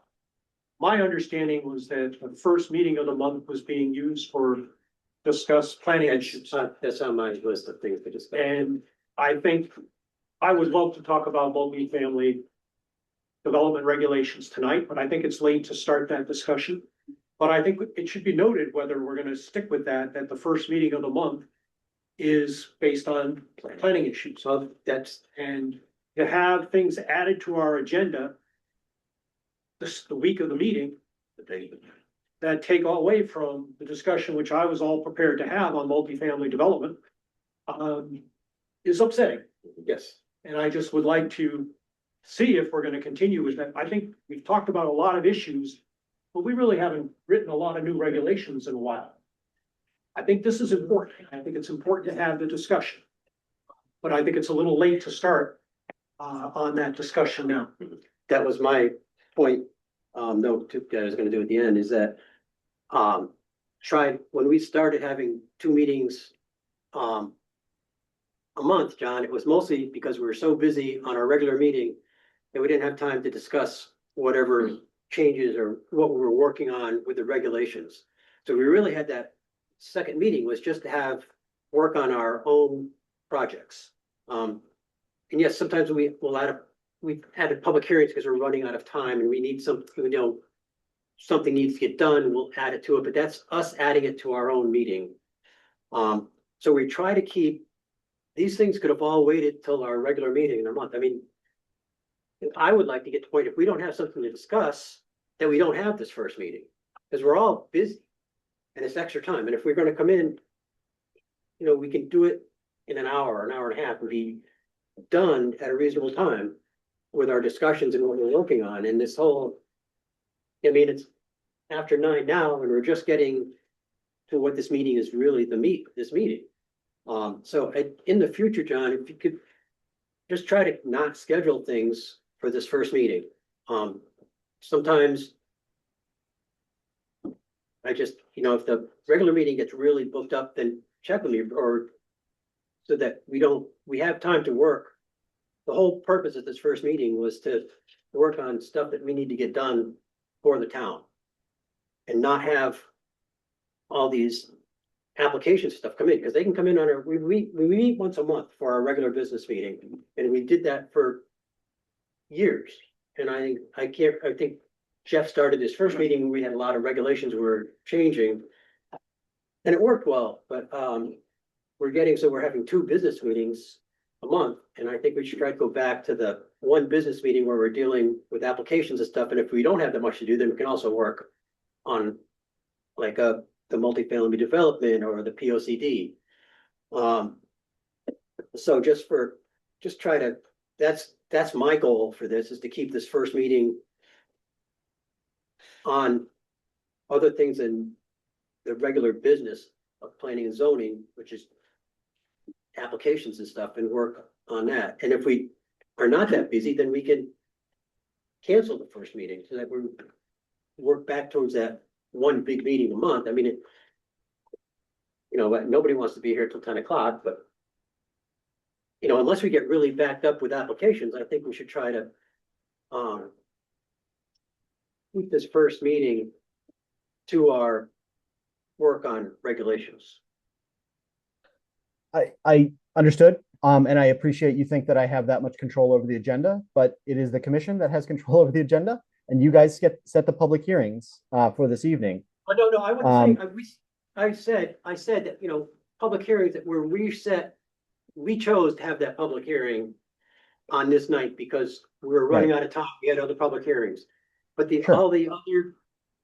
And so the other element, the only thing that I independently essentially added was the preliminary discussion. The subdivision, this is a regular meeting. And statutes say if an application comes in at least 24 hours ahead of a regularly scheduled meeting, it gets on the agenda and it is received. So that's the statutes talking to you. If you want to cancel the first meeting of the month as a regular meeting and just schedule it as special meetings as needed, you have a lot more control over refusing to accept applications. But if an application comes in and you have a regular meeting coming up, it's on the agenda. That's statute. Okay. So that we have to go back and reschedule that first meeting and call it a special meeting. That's right. Okay. Then I'll make a motion that we reclassify our first meeting to be special meetings that are dedicated toward planning issues. I'll second. Any discussion? Just remember, you can't discuss anything not on the agenda at a special meetings. So you have to stick to this choice. That's all I'm saying. You have to Yep. make sure your agenda, correct, it shows what you're talking. Correct. Which can include something other than the plan. I mean, it could have Right. a public hearing, if the agenda. But a lot of times people will bring up other things and it does Yeah. limit. And I'm just saying, remember that when you're making the agendas, because then you're limited, you have to stick to this decision. I would agree with you, The but. whole idea, and you're being polite saying the meetings would go to 10 o'clock. I know. And when I was sitting out here as an applicant and the meetings were going till 11:30, was tough. So the idea that we have a meeting that's limited in the agenda is great. I agree. I was just putting it out there that it's just. The what's reason on we the have agenda. major and minor subdivisions is because we had a subgroup that worked on that through one winter. Took a long time. It took a while, Yeah. but that was the only agenda item. Right. And we had some really good discussions because that was the only agenda item. And I think that would be helpful going forward. Yeah. That's when we did that. That was. Now, question, can the public still come to that first meeting? Oh, yeah. Yes. Okay, and then is the, It's still a public meeting.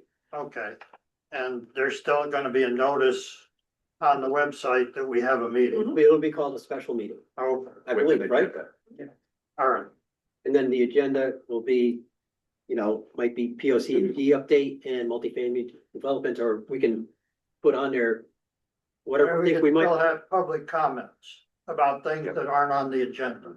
No, No. these are only. Okay, Dan, so a question. Yes, Dan.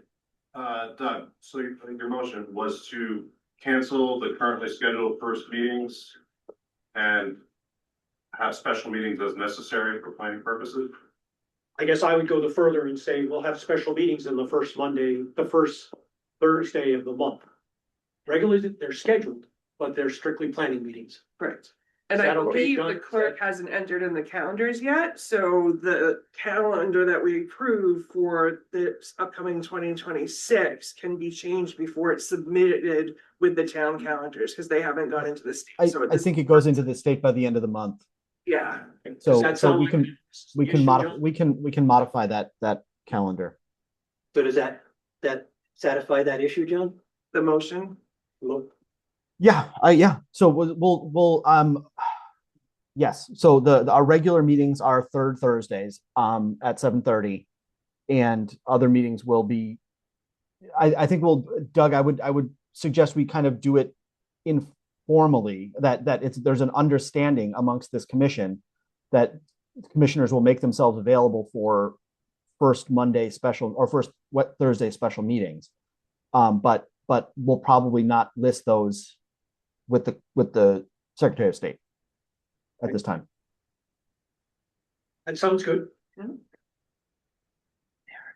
Yeah, and that'll get us back to working on the meat of the subjects that we need to focus and spend some time on it. So each month we might decide as a commission to have a special meeting the next month, like. Yeah. This third Thursday meeting, we might vote to have a special meeting the first Thursday of the. Yeah. Next month, And then, and if there's nothing going on, don't have a we meeting. don't have a meeting. I mean, these twice a month meeting, it's a lot of work.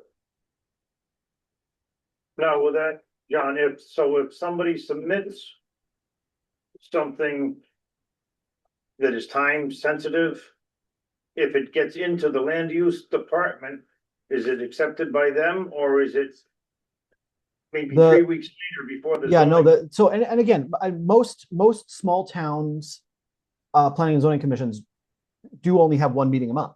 And so you would just be tracking that. And so if an application comes in, it is deemed received either at the next regularly scheduled meeting that's at least 24 hours after the application is delivered, or 35 days after the application is delivered. So if you have one meeting a month, that's the receipt meeting. Okay. Oh, okay.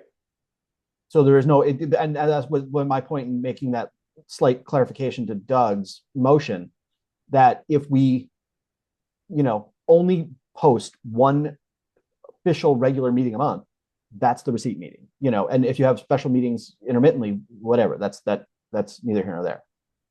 Okay, thank you, John. Should I change my motion to say that we're just going to have one meeting per month regularly scheduled? And we will schedule special meetings as required? Yes. I think that's cleaner. Yeah. Joseph, is that all right with you? I think it'll work. Did you get that argued? Yeah, I'm sorry. Dan, did you get that amended? Yes. Okay, thank you. Any more discussion on this issue? All in favor? Any opposed? Any abstentions? Thank you. Okay, so now, that brings us now to our POCD update. Well, so just in very brief, the POCD committee, well, I don't know. Amy, do you want to do this one? Sure. So we met earlier, before your meeting, and John completed the preserve part of the document, which was a large part. It had, a lot of the plan of conservation in it, and we all know that Woodstock is very big on conserving its resources and its rural character. So there was a lot of discussion, a lot of meat in that section. It included soils and waters and habitats and farmlands. So it had a lot of details. The committee enjoyed his writing style. He presented each topic, introduced the topic, talked about why it was important for the town of Woodstock, and then went into specifics, and then recommendations were very simple, and they covered like 1 sentence recommendations, so it was very easy to follow. It presented recommendations that were achievable. I think that it was a good discussion. There's a couple of add-ins. All of the representatives from the different commissions agreed with what was there. The next discussion will be to develop, so it's a lot of economic development and housing. So he's gonna work on that, and he usually gets it out a good week before our meeting, and we review it, and then we will discuss that at the next meeting, the first Thursday of next month.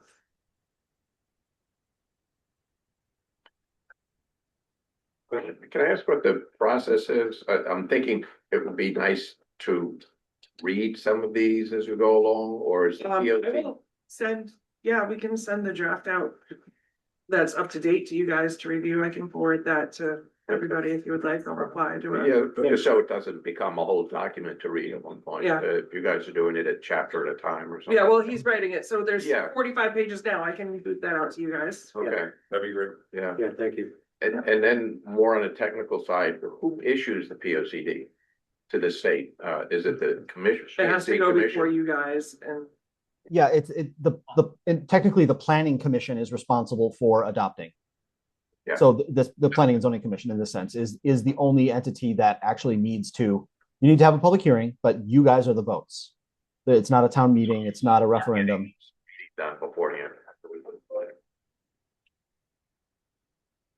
Thank you. Okay, citizens' comments. Home occupation. Home occupation. Home occupation, man, I just. No, yeah, no home occupation applications. One moment, here.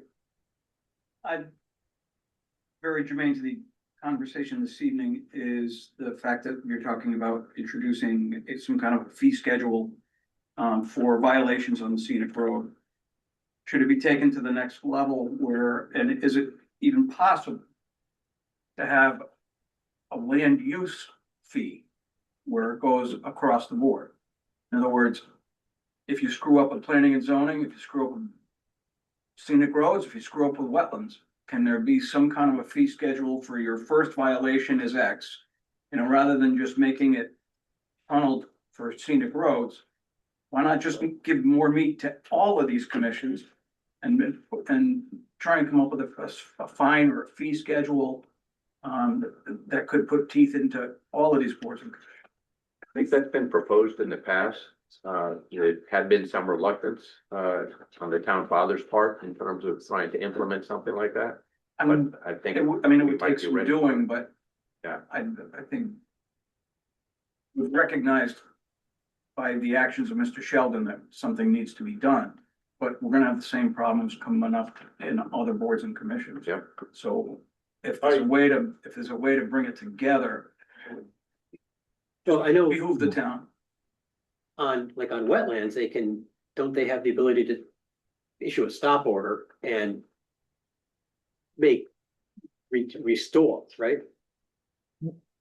Yes. Because- The problem with the restoration thing is, who does it?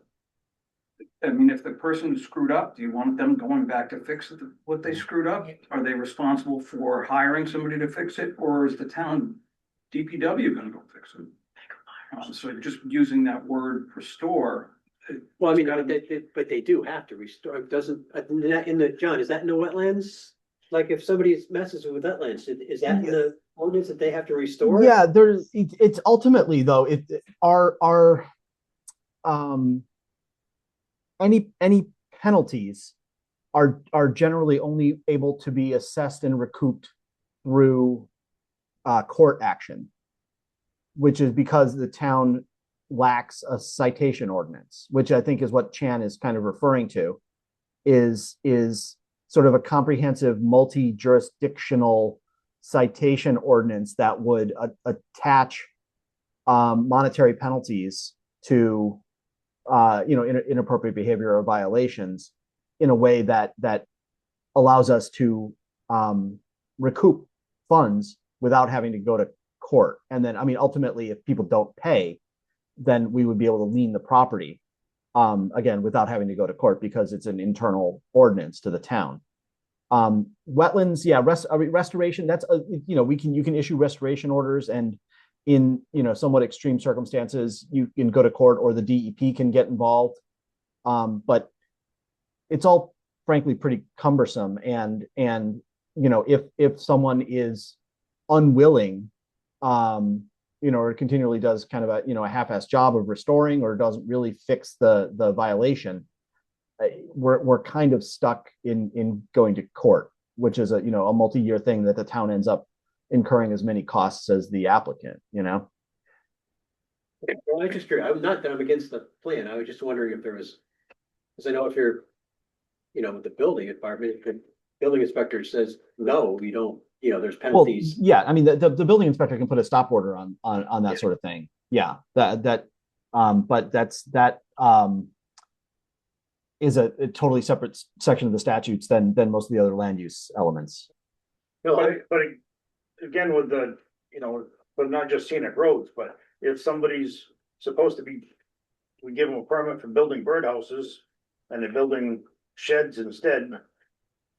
Is there, but they weren't permitted for doing the other, or throwing big parties or weddings. If somebody's not permitted for it, and they continue, and they do it anyway, is there fee schedules, fines? I mean, I'm not trying to make it more difficult. I'm not trying to make it more burdensome. I'm just trying to address a little bit larger scale. And that might be a way of putting a dollar figure for the first notice of violation, a higher dollar figure for the second notice of violation. Exactly. So if somebody makes an honest mistake, right, they're not getting hammered. Aaron, you were saying before, if you make it sting, people are less likely to do it. Right? So if there's a way to bring it to that next level, it might be beneficial to everyone. Yes, Doug. Yeah, on the building side, not in Connecticut, but in Massachusetts, if you don't get a building permit, and they find that you're doing work without a building permit, the fine is they double the permit fee. And it gets the same way now. Yeah, and that just does it right there. That's a good approach. Yeah. But I think if, as John is saying, if we need an ordinance that allows us to do it for all of the commissions, I think that's what needs to be done. Yeah. And if, I think Joe was being polite when he said the founding fathers. And really, if I remember back with Jeff Gordon being chairperson, it was the Board of Selectmen that didn't want to have any part of it. So if you're representing the Board of Selectmen, that would be great. I think the Planning Commission and Zoning Commission would be thrilled. And I wouldn't doubt if the Wetlands Commission and the Conservation Commission and Scenic Ordinance Historic District Commission. Historic District, I wanna they throw that all one would out. be appreciative to have that stick that can be used.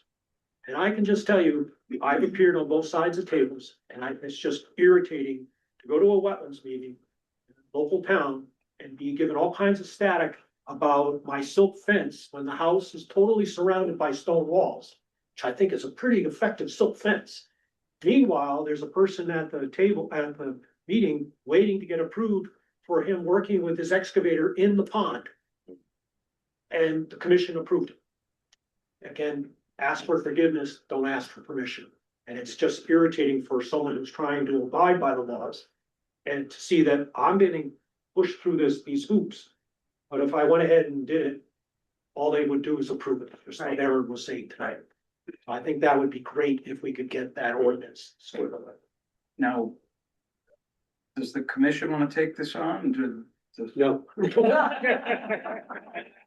No, I think, I'm offering. yeah, no, I think that That's needs to an be ordinance that. and I think our attorney Yeah. has made that advice, and it really needs to come from the Board of Selectmen. Then I'm on it. Another thing you can do on construction, and I run into this, is, you can always default and have something in the contract that says, if you don't do it properly and you're not going to do it properly and you're gonna leave the site or whatever, that the town should reserve the right to be able to, hire a contractor and get reimbursed. So that can be worked in too. I guess that gets, when Brian said, well, I'll come fix whatever I did on Quarry Road. Well, if he's not licensed and insured, he's a liability. That's correct. Do you really want him coming back? And if you've got somebody who's got a bad taste in their mouth, they might come back and purposely not do it correctly or. So if there were something in the ordinance or something in the regs that said, we reserve the right to hire a contractor and you have to reimburse us for the expense. And partly that's what bond issues are for. And that's why you have a bond. Because if your contractor defaults, the bonding company is stuck with getting a new contractor. Okay, well, I just wanted to run it by you guys and get your blessing if that's okay with you all. We'll move forward and I'll probably work with some other towns and see what's been successful. Great.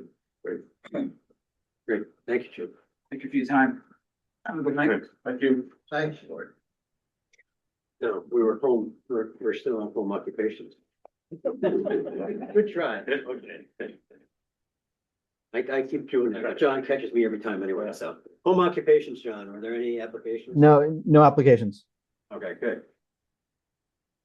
Citizens' comments, if you dare. Hi there. I'm Stacy Bennett. I want to echo what Doug just said. As a landowner, not knowing exactly what we're going to be doing with our land down the road, coming to these meetings has been incredibly informational, entertaining at times. Tonight was very frustrating. Knowing that we're here trying to learn as much as we can before we present, because I do not want to come in here and get a whole list of things that I didn't do for Doug. But this is perfect, coming here and learning all of this, because reading it in a book doesn't give us everything that we need to know.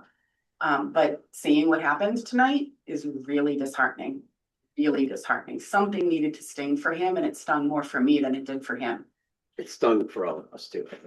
I know, and I get it. I understand why what was done, but it is frustrating, and knowing that there are other people that are either listening in the back of me or going back and watching this or going to see, ask for forgiveness later. It sucks. It just really does. But I do want to say thank you, because we have learned a lot. And it's opened our eyes to everything that needs to be done. And we want to make sure that what we do right. Thank you. Anybody else? Ray Morgan, Yes. back on Quarry Road. Hey, it's been over 5 months. Guys been on the scenic road topic with everything that's going on, and we finally got to a point. I think now we're gonna kind of put us behind us and get into the new chapter with a, make sure it's safe if you do something. I just want to say thank you. It's been easy, it's been draining, been 5 months. Yeah, I appreciate everybody, you guys. Keep your eyes open. We even have people that call us now and tell us that they're gonna cut down a tree and it's on their own property. Thank you. Thank you. Can I just, and I don't wanna really do this on tape, but when we change the meetings to once a month, if you presented the calendar previously, say November, or December of 2026, you need to cancel those meetings because anybody that may have seen the approved minutes. No, you had to present it to the Yeah. board and the board had to approve the calendar for 2026. So any of those meetings you can post now, you can post a whole sheet as long as it's posted stamped by the town clerk. Then you cancel those and then you can always make a special. Yeah, I think that's what. That's what they're gonna do, is they haven't submitted those to the state yet, so that is. But it was in the minutes, is what I'm saying, even though it didn't go to the state, because you guys already approved the minutes from that meeting. But his Well, these would be new minutes Okay, with, no, that's all right, it's a tricky thing that I know a Yeah. town that got stuck in a battle like that, Thank you. so. Thank you. And I've got a quick thing. Yes. Not too long. Not too long. I would like to suggest that, the, town support the, subscription to the Connecticut Federation of Planning and Zoning Agencies quarterly newsletter. If I read it right on the website, it's $100 a year for the town, and they get a copy of this quarterly newsletter, which I found useful, when we were getting it before.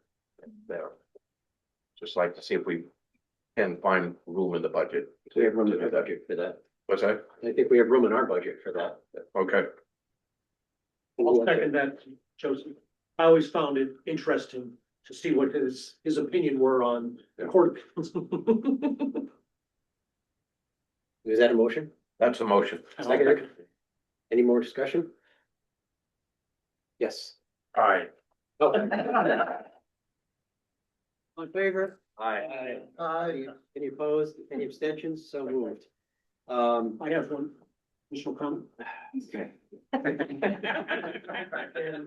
John, and maybe you could take a look at this.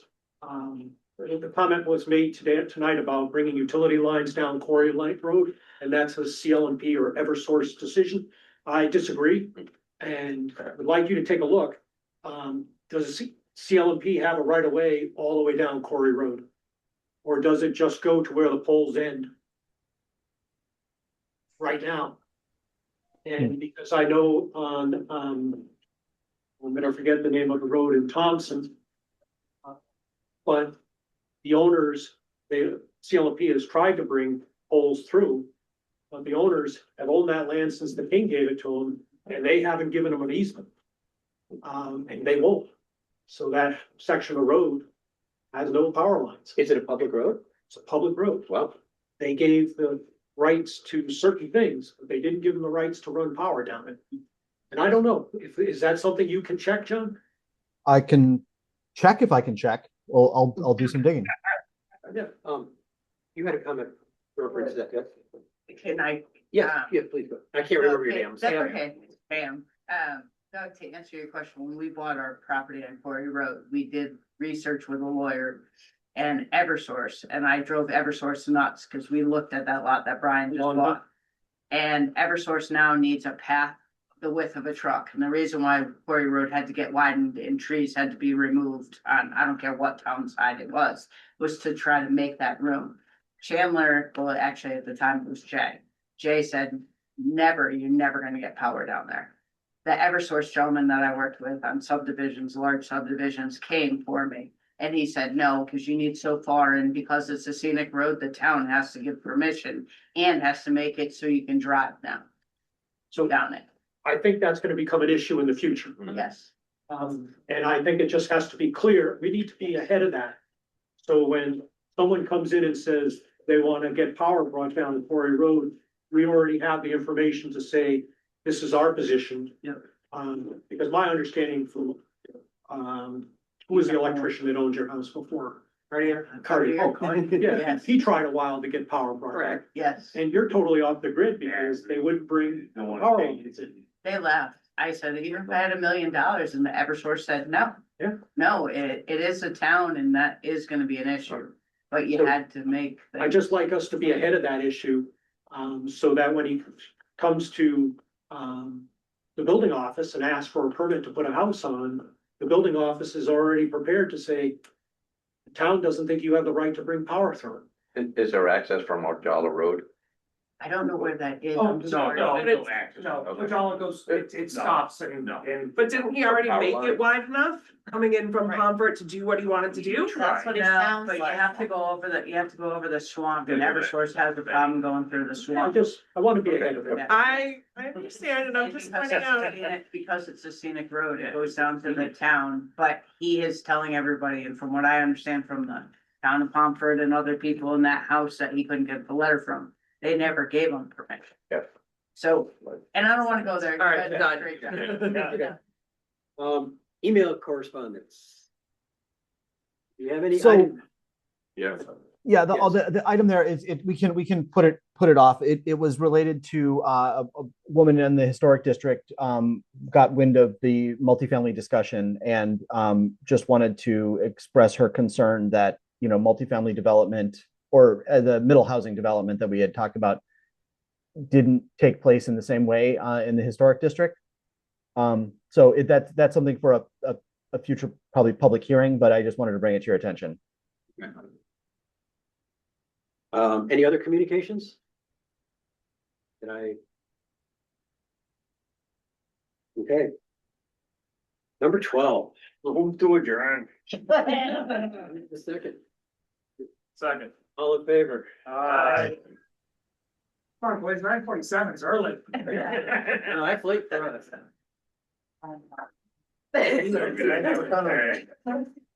So you know. Thank you. Could Amy or someone tall, could you just hit the power on the overhead? Thank you. I don't. Good night, John.